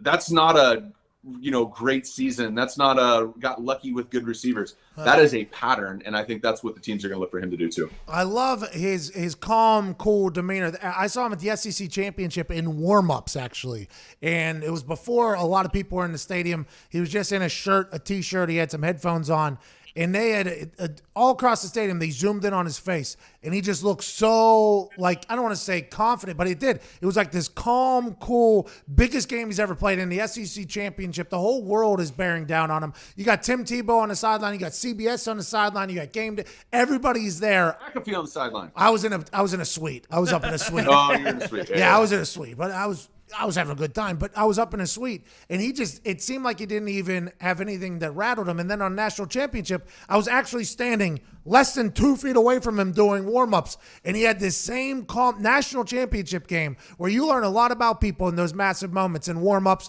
you start seeing how they act in the locker room in those big games. Getting a chance to see just how calm he was something I was like, oh, this dude has got it, because that's what you have to have in that quarterback position. I think his arm is impressive. His hand's a little small, but everything else other than that, I think in between the ears he is that dude. I honestly believe that. Yeah, it's almost like, and there's a couple guys that have been around like this, but it's almost like he knows something that no one else knows. Yeah, it was weird. Like he knows it's going to go really well for him today. You know, everyone else is kind of wondering. The confidence is I don't think it's a hereditary thing. For me, it's the number one thing I train people on. But it's not a hereditary thing. You don't get it from your dad. It's not a God-given talent, I don't believe. I think it's a muscle. Just like a bicep, right? You got two of them right there staring me right in my phone. Look at those things. You see these? One thunder jack, and lightning. one hammer. Don't get caught in a storm, pal. But I think it's just like a regular muscle. It's something you can train and develop. And Joe's been around this for a long time. A lot of it did come natural for him, but I think it was a series of events that led to him to have this foundation of confidence. But then when you get to do what he just did, yeah, and you go into the NFL, I think he's going in as confident, however you rank this, probably as confident as any quarterback has. I genuinely believe that he respects the game. He respects how difficult it's going to be. But I don't think in his heart of hearts he really thinks that this is going to be that big of a deal. And that's what you want. When you take somebody number one overall, yeah, they got to get better. You got to teach them the things. They got to play. They got to get experience. But what you don't want to have to do is build up some young guy's confidence and convince him that he's good enough to play. And certain players have been picked in the last few years in the first round, and that is a thing that teams either needed to do and did, or needed to do and didn't do. And that is the common denominator for busts in the NFL draft. Somebody just poked into my head, and I'm not going to throw him under the bus, but it's really hard not to say his name right now. I'm not going to say it. Go. It was hard for you not to flex, and you ended up flexing. Are you talking about Josh Rosen? No, I'm talking about a whole list of long people. Confidence. I mean, there's just a bunch of them, and you can't draft somebody and go, all right, well, if we can get him confident enough to be able to do this, then don't take that guy. Let's talk about a guy. Let's talk about a guy whose confidence could have been rattled last year. And you explained to us, and also I got a chance to watch Orlovsky make the same argument. At Utah State, he didn't have a lot of weapons around him, so there's a lot of, hey, I need you to go make plays. He ends up throwing 17 interceptions, but a lot of them are either off of somebody's face or throwing into triple coverage because they're down 20 or something along those lines. Jordan Love's name has gotten very hot in this draft conversation, a guy that you've worked with. How do you feel about his progression, and what do you see ultimately happening with him? Well, I think physically he's got all the stuff that that you would want in a guy that's going to go as high as he's going to go. I think he's going to end up going, in the first 15 picks, just because I think a couple of teams are going to fall in love with him. And the general notion in the NFL is if you feel like this is your guy, then you got to take him whatever that means, wherever you have to take him. And so with Jordan, he's got all the physical things. The biggest things that teams have to sort out is, he's played at a smaller level school. a higher level than Carson Wentz did at North Dakota State, but there's been a lot of guys come from smaller level schools, right? You have to see, one, is this going to be too big for him? Can he actually transition? He hasn't really played against a lot of NFL guys. He hasn't really played with a lot of NFL guys. So what does this look like when we put him with better players and against better players? That's the first box you got to check. And then the second box is mentally, can he run all of these different things? Can he see the field? Can he learn this, which is kind of what you have to make sure that every quarterback can do, right? That's a box that every guy has to check, whatever level you played at. And so my assessment of him is, yeah, he can absolutely transition, and I do not think this is going to be too big for him. He had a really tragic childhood and, became the man of the house at a really, really young age and grew up a lot faster than most kids his age. To me, that's valuable. I saw the same thing, different story, but the same thing with Deshaun Watson when he was coming out. Became the man of the house, really difficult childhood. And so he developed leadership and confidence and the ability to figure things out on your own because no one else has your back.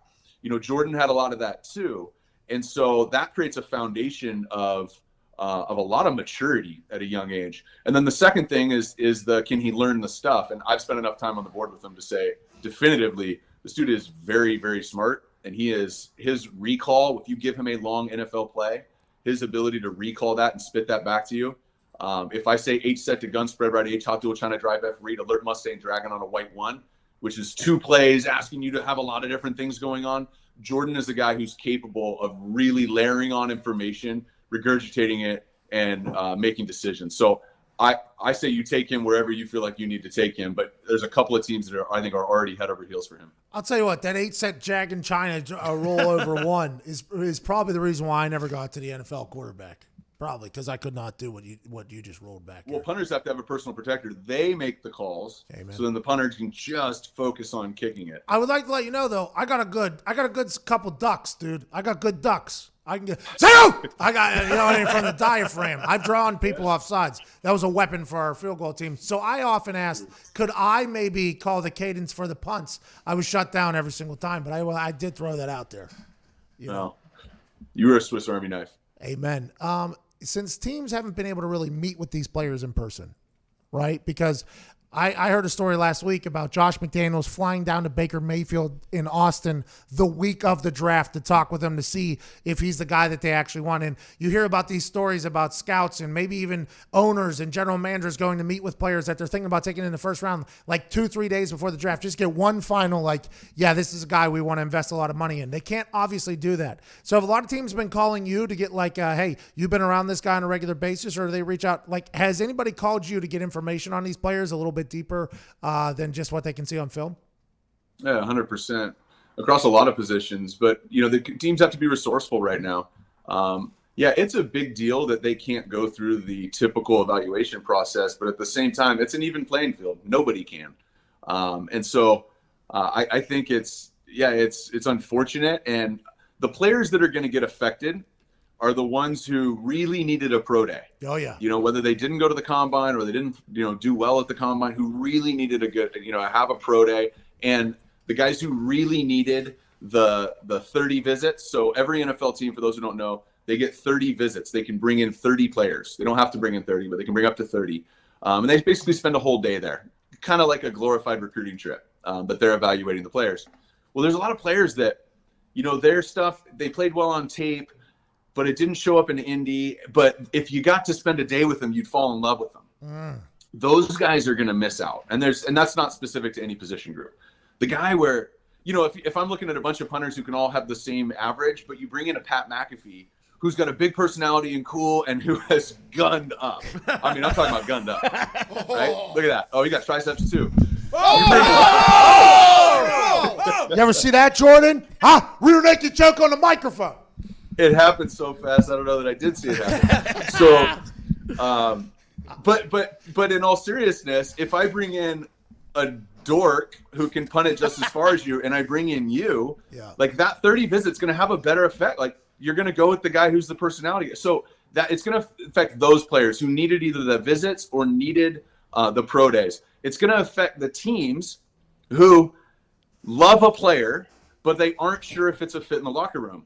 So they need to meet with him in person. They need to look him in the eyes and ask him, hey, blah, blah, this question. So that's the effect it's going to have on the players. That's the effect it's going to have on the team. I don't think it's going to have any effect on the game. I don't think it's going to have any effect on fantasy football or the fans' perspective. So take it with a grain of salt. People are going to go low. A couple guys are going to go lower than they should have, and a couple of guys are going to go higher than they should have. I would say a little bit more than a normal year is my prediction. How's Joe going to spend here the draft night? Obviously, you said he's back with his parents. Is that in Ohio? He's already back in Ohio with his parents. Will he just be there with – because it's a big moment getting drafted to the NFL. You get a chance your entire life you're trying to work this moment. Now, granted, Joe Burrow said all he ever wanted to do was win a national championship in college because that was his dream. But now you get a chance to experience the NFL, and they're telling these guys you can only have 6 people in your room or whatever that case is. Is that what Joe's going to be holed up with his family in back in Ohio? Yeah, I think everyone's kind of back home right now. Wherever they've been quarantining is where they're going to do this. And, for Joe, he's a big family guy. He's loyal to his buddies. And so, it's actually the route that a lot of guys choose. A lot of guys stay home. Marcus Mariota was in Hawaii, and Jameis Winston was, back home. And I can just picture a lot of high picks. Patrick Mahomes stayed home. And so a lot of guys have gone that route. Now, I'm just bummed because the NFL draft, I've been in the green room the last 6 years, and it is cool. It is a special, once in a lifetime deal. Yeah. And so it's a bummer to miss out on that, especially this year was going to be sick. Yeah. They were going to be in a green room. They were going to get on a boat in the pond, in the water fountain at the Bellagio or something. It was going to be sweet. Somebody's going off that boat, right? At some point. I would. I mean, obviously. Obviously, I would. If I was drafted in the first round and they sent a damn ferry over for me to go across the Ocean's 11 pond at the end, I mean, I'm already drafted, right? Sign the paperwork? Yeah, all right, here we go. I would have been gone in a matter of moments. Going back to your pre-draft visit, my visit with the Colts, Tom Telesco, who's now the Los Angeles Chargers general manager, my meeting with him and meeting with Polian, and that was the reason why they took me, they said. And that's why they thought I was athletic enough to figure it out for the VR conversations. That's going to be a massive ordeal. Let's talk about the Los Angeles Chargers. You're pretty dialed in the quarterback world. Obviously, they have Tyrod Taylor right now. The conversation is they could potentially take a quarterback at 6, and Love's name has been thrown out there. So is Herbert. So is everybody's name has been talked about going to the Chargers. You're a Southern California guy. What do you see happening potentially with them? Well, the interesting piece with this is that, fans aren't going to love this, but Tyrod Taylor, you have to put him in a good position and let him play a full season, in my opinion, to determine that he can't do this. Now, I know that there's some sex appeal here of drafting guys high and doing all that, and you go, well, the casual fan would say, well, Tyrod Taylor, he was in Buffalo and it never was really worked out. Then he went to Cleveland and whatever, but he hasn't been in a good situation. Los Angeles Chargers is a pretty good situation. They got a good back. They got a good pass rush. They got a good secondary. They got some playmakers at wide receiver. So in my opinion, before you let Tyrod Taylor walk out that door or you stash him on the bench, you need to give him a season and see if he can play, because there's a reason you hear rumors that, Anthony Lynn loves him and the players love him, and other players around the league. He's working out with Cam Newton. These guys all respect him.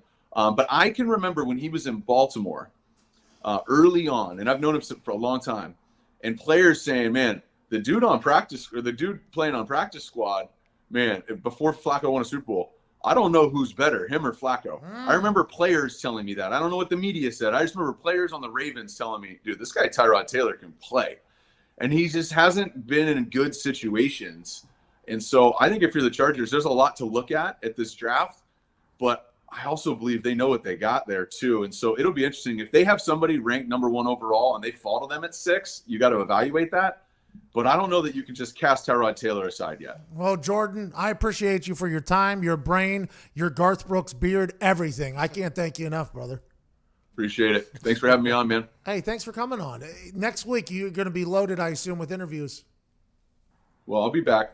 You have me around all you want, man. I'm just quarantined, moving my thing to digital and getting ready to, take over the world here. Me and AJ Hawk are doing a draft night primetime special. McAfee and Hawk Sports Talk primetime draft special. Aaron Rodgers is coming on. Can we slot you in to come on draft night? I love AJ. Yeah, absolutely. Okay. After Joe Burrow gets drafted and whatever happens, you come on. Now people are going to watch that. Yeah, now is it. Thank you, Jordan, for giving us a little bit of rating. I mean, Aaron. Least I could do. Aaron doesn't move the needle at all. Jordan Paul. Take that down. Ladies and gentlemen, Jordan Palmer. Appreciate you. Thanks, guys. All right, we got to get to a break for the radio. We'll do some YouTube questions during the break. I'm pretty pumped up. Okay, so we got Joe Burrow's coach coming on primetime special draft night. By the way, he thinks Chargers are keeping with Tyrod Taylor. I asked him earlier if teams are calling him about the players he's training. Jordan Love's one of the players he's training. Everybody thought Jordan Love was potentially going to the Chargers. They haven't called him to ask about him. He thinks they're sticking with Tyrod Taylor. That's how you get to the bottom of things that don't have sources. That's how you get to the bottom of it. I don't think the Chargers are taking a quarterback. Chargers are going to take somebody other than a quarterback or trade out of there. That's what I think. They would have called him to ask him about Jordan Love. They would have definitely done that, in my eyes. Now, he could be holding out on us for sure, but when Peter King says he listens to Tannenbaum when he says something about the Dolphins, whenever somebody's talking about quarterbacks in his draft class, he's training like 6 of them, and he said he hadn't heard from the Chargers. That'll make you think like, okay, maybe the Chargers probably not taking a quarterback. Put 2 and 2 together. You see what we're doing here? Huh? Huh? That's what we do. 37 minutes after the hour. Got some elevator music in the back. You're listening to the Pat McAfee Show.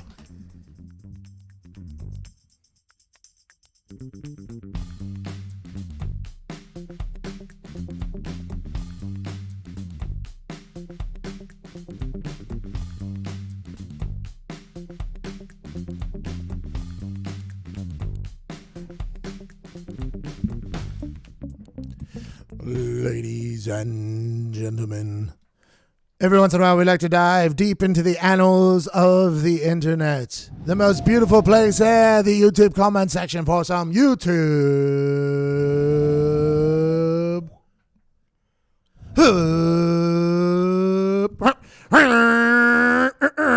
question.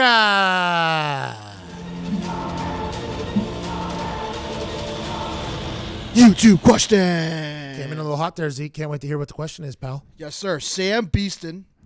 Thank you for your question. Attaboy, Sam. Pat, or girl. Oh, I didn't think about My that. fiance, Sam.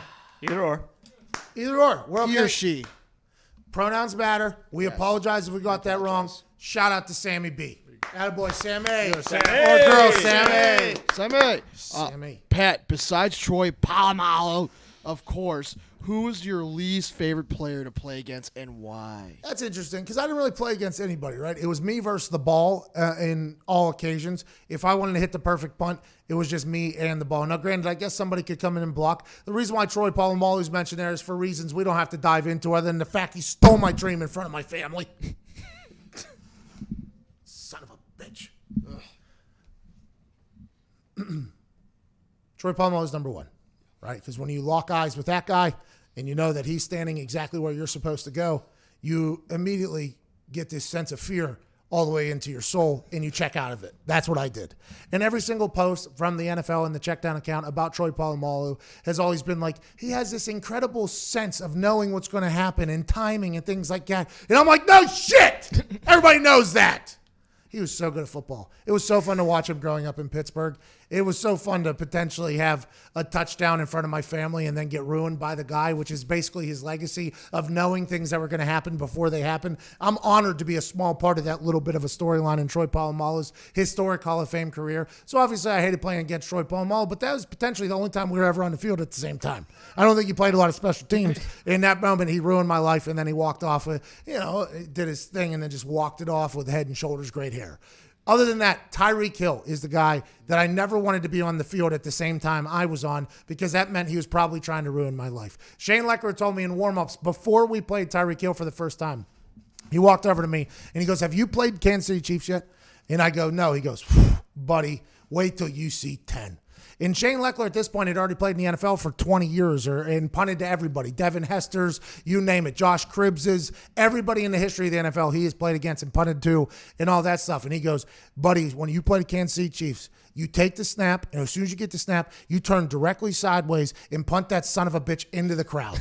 You don't even give him a shot to return it because before you can even get your head up back to running after you punt the ball, Tyreek Hill has already caught it, and he's been to the other side of the field, and he's already shoving it right down your throat. You don't even even know that happens. He said, I hit the best ball I think I've hit in the last 5 years. And by the time I trotted 5 yards down the field, he was already on the other ticks and our entire wall was getting set up against me. He said, if you see Tyreek Hill on the field, you punt that son of a bitch over your coach's heads and put that thing in the stands. And then lo and behold, we played him just a couple games later, and I hit what I thought was my perfect ball out of bounds. Tyreek Hill caught that thing as if he was like catching it on the sideline, turned, sprinted to the other side of the field, and almost took it right back to the house. But we had a great special teams unit, saved my ass. But anytime I was on the field at the same time as Tyreek Hill, instant nightmare. Troy Polamalu was at one time, obviously, he stole my dreams and my aspirations and my goals and my Twitter bio and potential Hall of Fame and everything like that. Troy Polamalu snatched from my soul. But every time Tyreek Hill was on the field, I literally didn't sleep for a couple of days before the game because the dude was an absolute nightmare. There was other returners that were great. Julian Edelman gave me a tough time. I ranked him as my number one returner I ever punted against before I saw Tyreek Hill on a football field. Antonio Brown shook me in front of my entire family as well in Pittsburgh. But Tyreek Hill was an absolute nightmare. And that was YouTube question.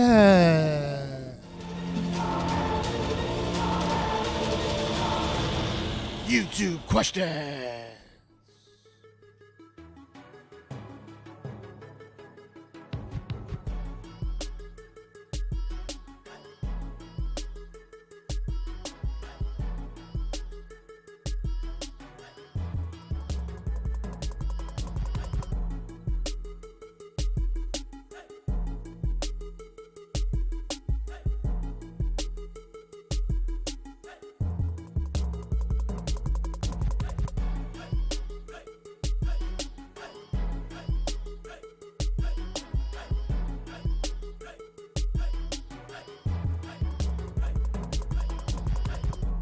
Yo. Hey, yo.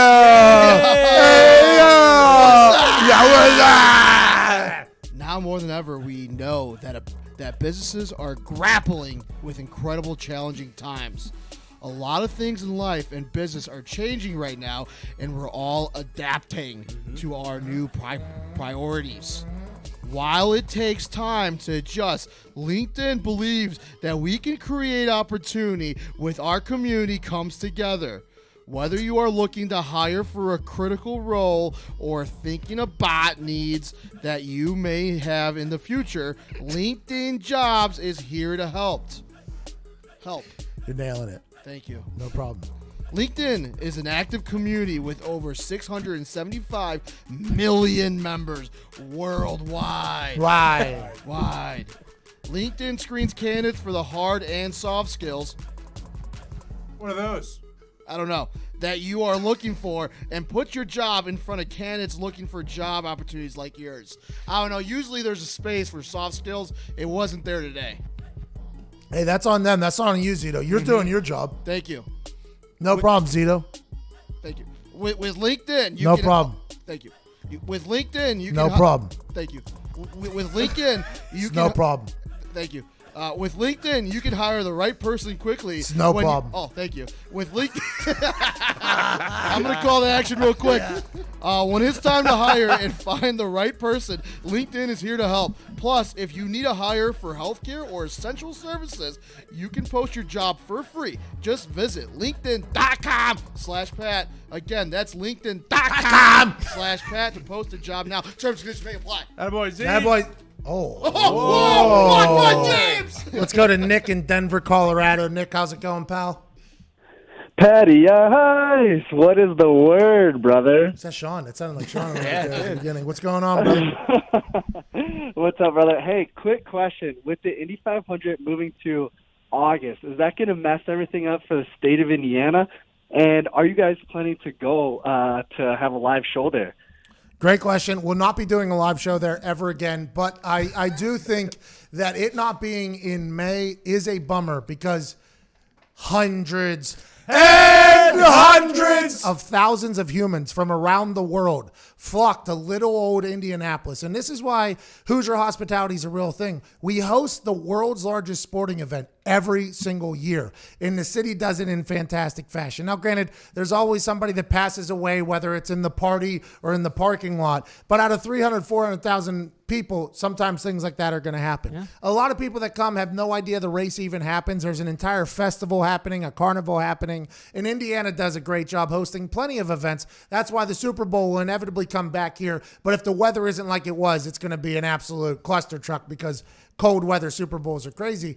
But not having that amount of money coming into the city, plus with what the Combine did, the Combine moved everything into prime time, which, by the way, did not work. So I assume they'll move it back to the regular old people at their office during the day watching it as opposed to at night when they're around their families. It's not primetime television. I respected the attempt to move it to primetime television because there's nothing else going on, but I think it kind of backfired on them. They'll move it back. But them doing that, what it did is it took away from the local Indianapolis community because everybody was at the Combine during primetime as opposed to the restaurants and the bars that normally host the all-male spring break that the NFL has in Indianapolis every single week or every single year. So not only with the COVID-19 quarantine and the Combine moving its hours to be not that beneficial for the city and the Indy 500 not coming in, not happening during May. I think Indianapolis is obviously taking some real economic kicks to the face right now. I think the Indy 500 in August will be still a spectacle. I think it'll be a lot smaller, obviously, because I think there's people that allot travel time in May to come to the Indy 500 every single year. It's like the Super Bowl for some people. I think in August it won't be as big, but I'm happy they're at least going to keep the race going because I guess it is the Super Bowl of the IndyCar. Yeah. It's going to be insane. so hot. In August? Oh, so hot. So hot. May, it's hot. I mean, May, you get third, fourth degree burns if you're out there for Mm-hmm. more than a couple hours. And you're out there, by the way, for more than a couple hours. Because the Indy 500, the Indianapolis Motor Speedway, is like, it's bigger than anything you could fathom. It's 2.5 miles track, obviously. But inside of it, there's a golf course inside of it. There's all, and everything is so perfectly positioned on the complete opposite side of the track than you are at all times. So you have to walk the entire, 5 miles to get to the one side and then the other thing. And it's just, everybody's drunk, having a great time. But boy, it is a hot one. August is going to be a bit steamy. I didn't even think about how hot it's going to be. It's going to be steamy. And when you're in the track, it's much hotter than just outside. Yep. Yeah. The cars, they whip up a tornado of heat. They do the asphalt. Yes. So hot. Yeah, when you get down there. And actually, the drivers don't want it too hot. The car actually runs faster whenever it's a little bit cool, like Southern California, but that never happens. And there's no chance of it happening in August. In August, that might be 140, 150, maybe 200 degrees down there. It might be. My lady and her dad, big-time Indy 500 IndyCar fans. I tapped out last year. This year, not going again either. No. Probably never show my face at another one of those races, but I'll watch it. I watch it because I'm friends with some of the people that race in there, so I want them to obviously do well. The whole thought of IndyCar is intriguing to me because these humans strap themselves to actual rockets and then just go flying in circles with catastrophic risk involved in every single move, and they just strap themselves in there and do it. It's very interesting to me, but it's not something that I really get into. I think if given the opportunity, it's like you go there once. It's like you have to check it off the. I wouldn't call it. It's not on a bucket list, but it's like something that you would definitely. Ty, it's on some people's bucket list. Well, yeah, Sporting then go see bucket it. list, maybe. Let's have a moment of silence, please, for Hank Steinbrenner. Yankees co-owner has passed away at the age of 63. Moment passed. Who is he? He's George Steinbrenner's son. He was one of the co-chairmen of the team. Not good. Him passing away. No, he was a stalwart of the Yankees. Yeah, kind of. His brother is the more public face now because he's been sick for a while, but he shared his dad's business sensibilities, spending money, going after the big guys. Got it. Yeah. So his that brother, sucks. not so much. Yeah, he's kind of more tied in with the GM, and they're a little bit more fiscally responsible. I mean, I guess they really haven't been lately, but So Judge is up for a $400 million contract. We're thinking potentially not going to remain. no. Aaron Judge will retire a Yankee. Rest in peace to Steinbrenner, dead at 63. I don't like to hear that. Also, Tavares Jackson, we mentioned yesterday, passed away. And former friend of mine, Kevin McClee. Let's get to Nick in Indiana. Nick, what's going on, bub? Hey, Pat, how we doing today, boys? Hey, not too shabby. I hope that grumpy's going well down there. Thanks for calling us from the bathroom. What do you got going on? Hey, I just wanted to talk to you about Tom Brady. I know it's a big not possibility that he goes to Tampa Bay and flops with that receiving core, all those weapons down there. But if he goes down to Tampa Bay and flops, does that make Bill Belichick more the GOAT than Tom Brady? Oh, boy. Haven't even thought about Tom Brady potentially going down there and stinking. Haven't even thought about Tom Brady potentially going down there and throwing 20, 25 interceptions, which is what Carson Palmer did his first year in Bruce Arians' offense. Haven't even thought about the Buccaneers potentially being bad at football, because if you listen to that Tom Brady interview with Howard Stern and you saw him make a couple passes last year, you would think that Tom Brady, 20 years into this thing, 6 Super Bowls, been there, done that with every single defense, knows how to dissect them, knows what's coming, and has always been a great game manager. You would think that regardless of how he plays, even if he's not up to snuff, if you eliminate those 30 turnovers, that Tampa Bay Buccaneers team probably makes a playoff run all by themselves. I think Tom Brady's going to make that team better. I think they're going to make a playoff run, even though the NFC South is absolutely stacked. But I haven't even had the thought that they're going to stink. And if they do, I think there will be a lot of people automatically calling for Tom Brady's head. I mean, that's just what people do. I told you he stunk. He was up there with the Patriots. They were looking at other people's films. Spygate. There's no reason. That's no wonder they won. Belichick continues to win because he got Ernie Adams. Tom Brady was just a product of the system, and he absolutely stink. Just like Matt Castle left in stink. Just like Matt Patricia. Just like Josh McDaniels. Just like Mangini. Just like everybody who leaves and stinks. That's what's going to happen. I haven't even thought about that because I just don't believe there's any way possible of that happening. I think a lot of people are rooting for it, though. Yeah, but those people are stooges. Oh, yeah, for sure. Those people. You are. Hand up, yes. Yeah. Yeah, for sure. You want both them and the Patriots to stink. You don't care.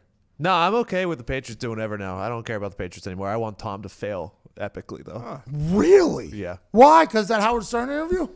No, I don't care. No, just Tom. So why? He's not a human. He's not one of us. Tom, I don't. He's not one of us. Tom is not one of us at all. Tom is not somebody that we we can't relate to. Well, that's why. Could you relate to Kobe? Yeah.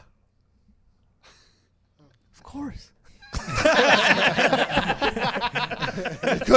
You couldn't. I just want to let you know. How about Michael Jordan? Could you relate to Michael Jordan? Yeah, degenerate gambler. All right. Touche. Joe in Mississippi, what's going on? Fair? Yeah, got it in the back. Joe in Mississippi, what's going on, pal? Hey, Pat, what's up, man? Just hanging out, dude. Hello? Can y'all hear me? Yeah, we can hear you down there in Mississippi. You sound good. What's going on, pal? Sorry about that. I'm an equipment manager down at Mississippi State, and I know you work a stick in Indianapolis, and I was wondering if you had any funny stories about support staff or trainers Stick is doing my something dumb or... Joe, equipment managers are the backbone of every NFL team and every college team and high school team.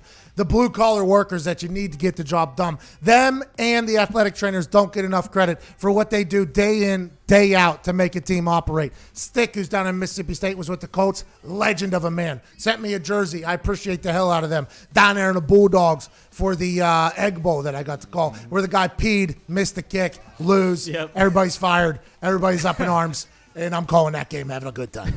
Shout out to Mississippi State. Shout out to Stick. Shout out to equipment managers and athletic trainers for being the backbone of everything. Also, Jordan Palmer and Raheem Mostert. What a day. Not a bad Tuesday, April 14th. We can't thank you enough for joining us every single day. 1 o'clock, McAfee and Hawk is back. This has been the Pat McAfee Show from Indianapolis, Indiana!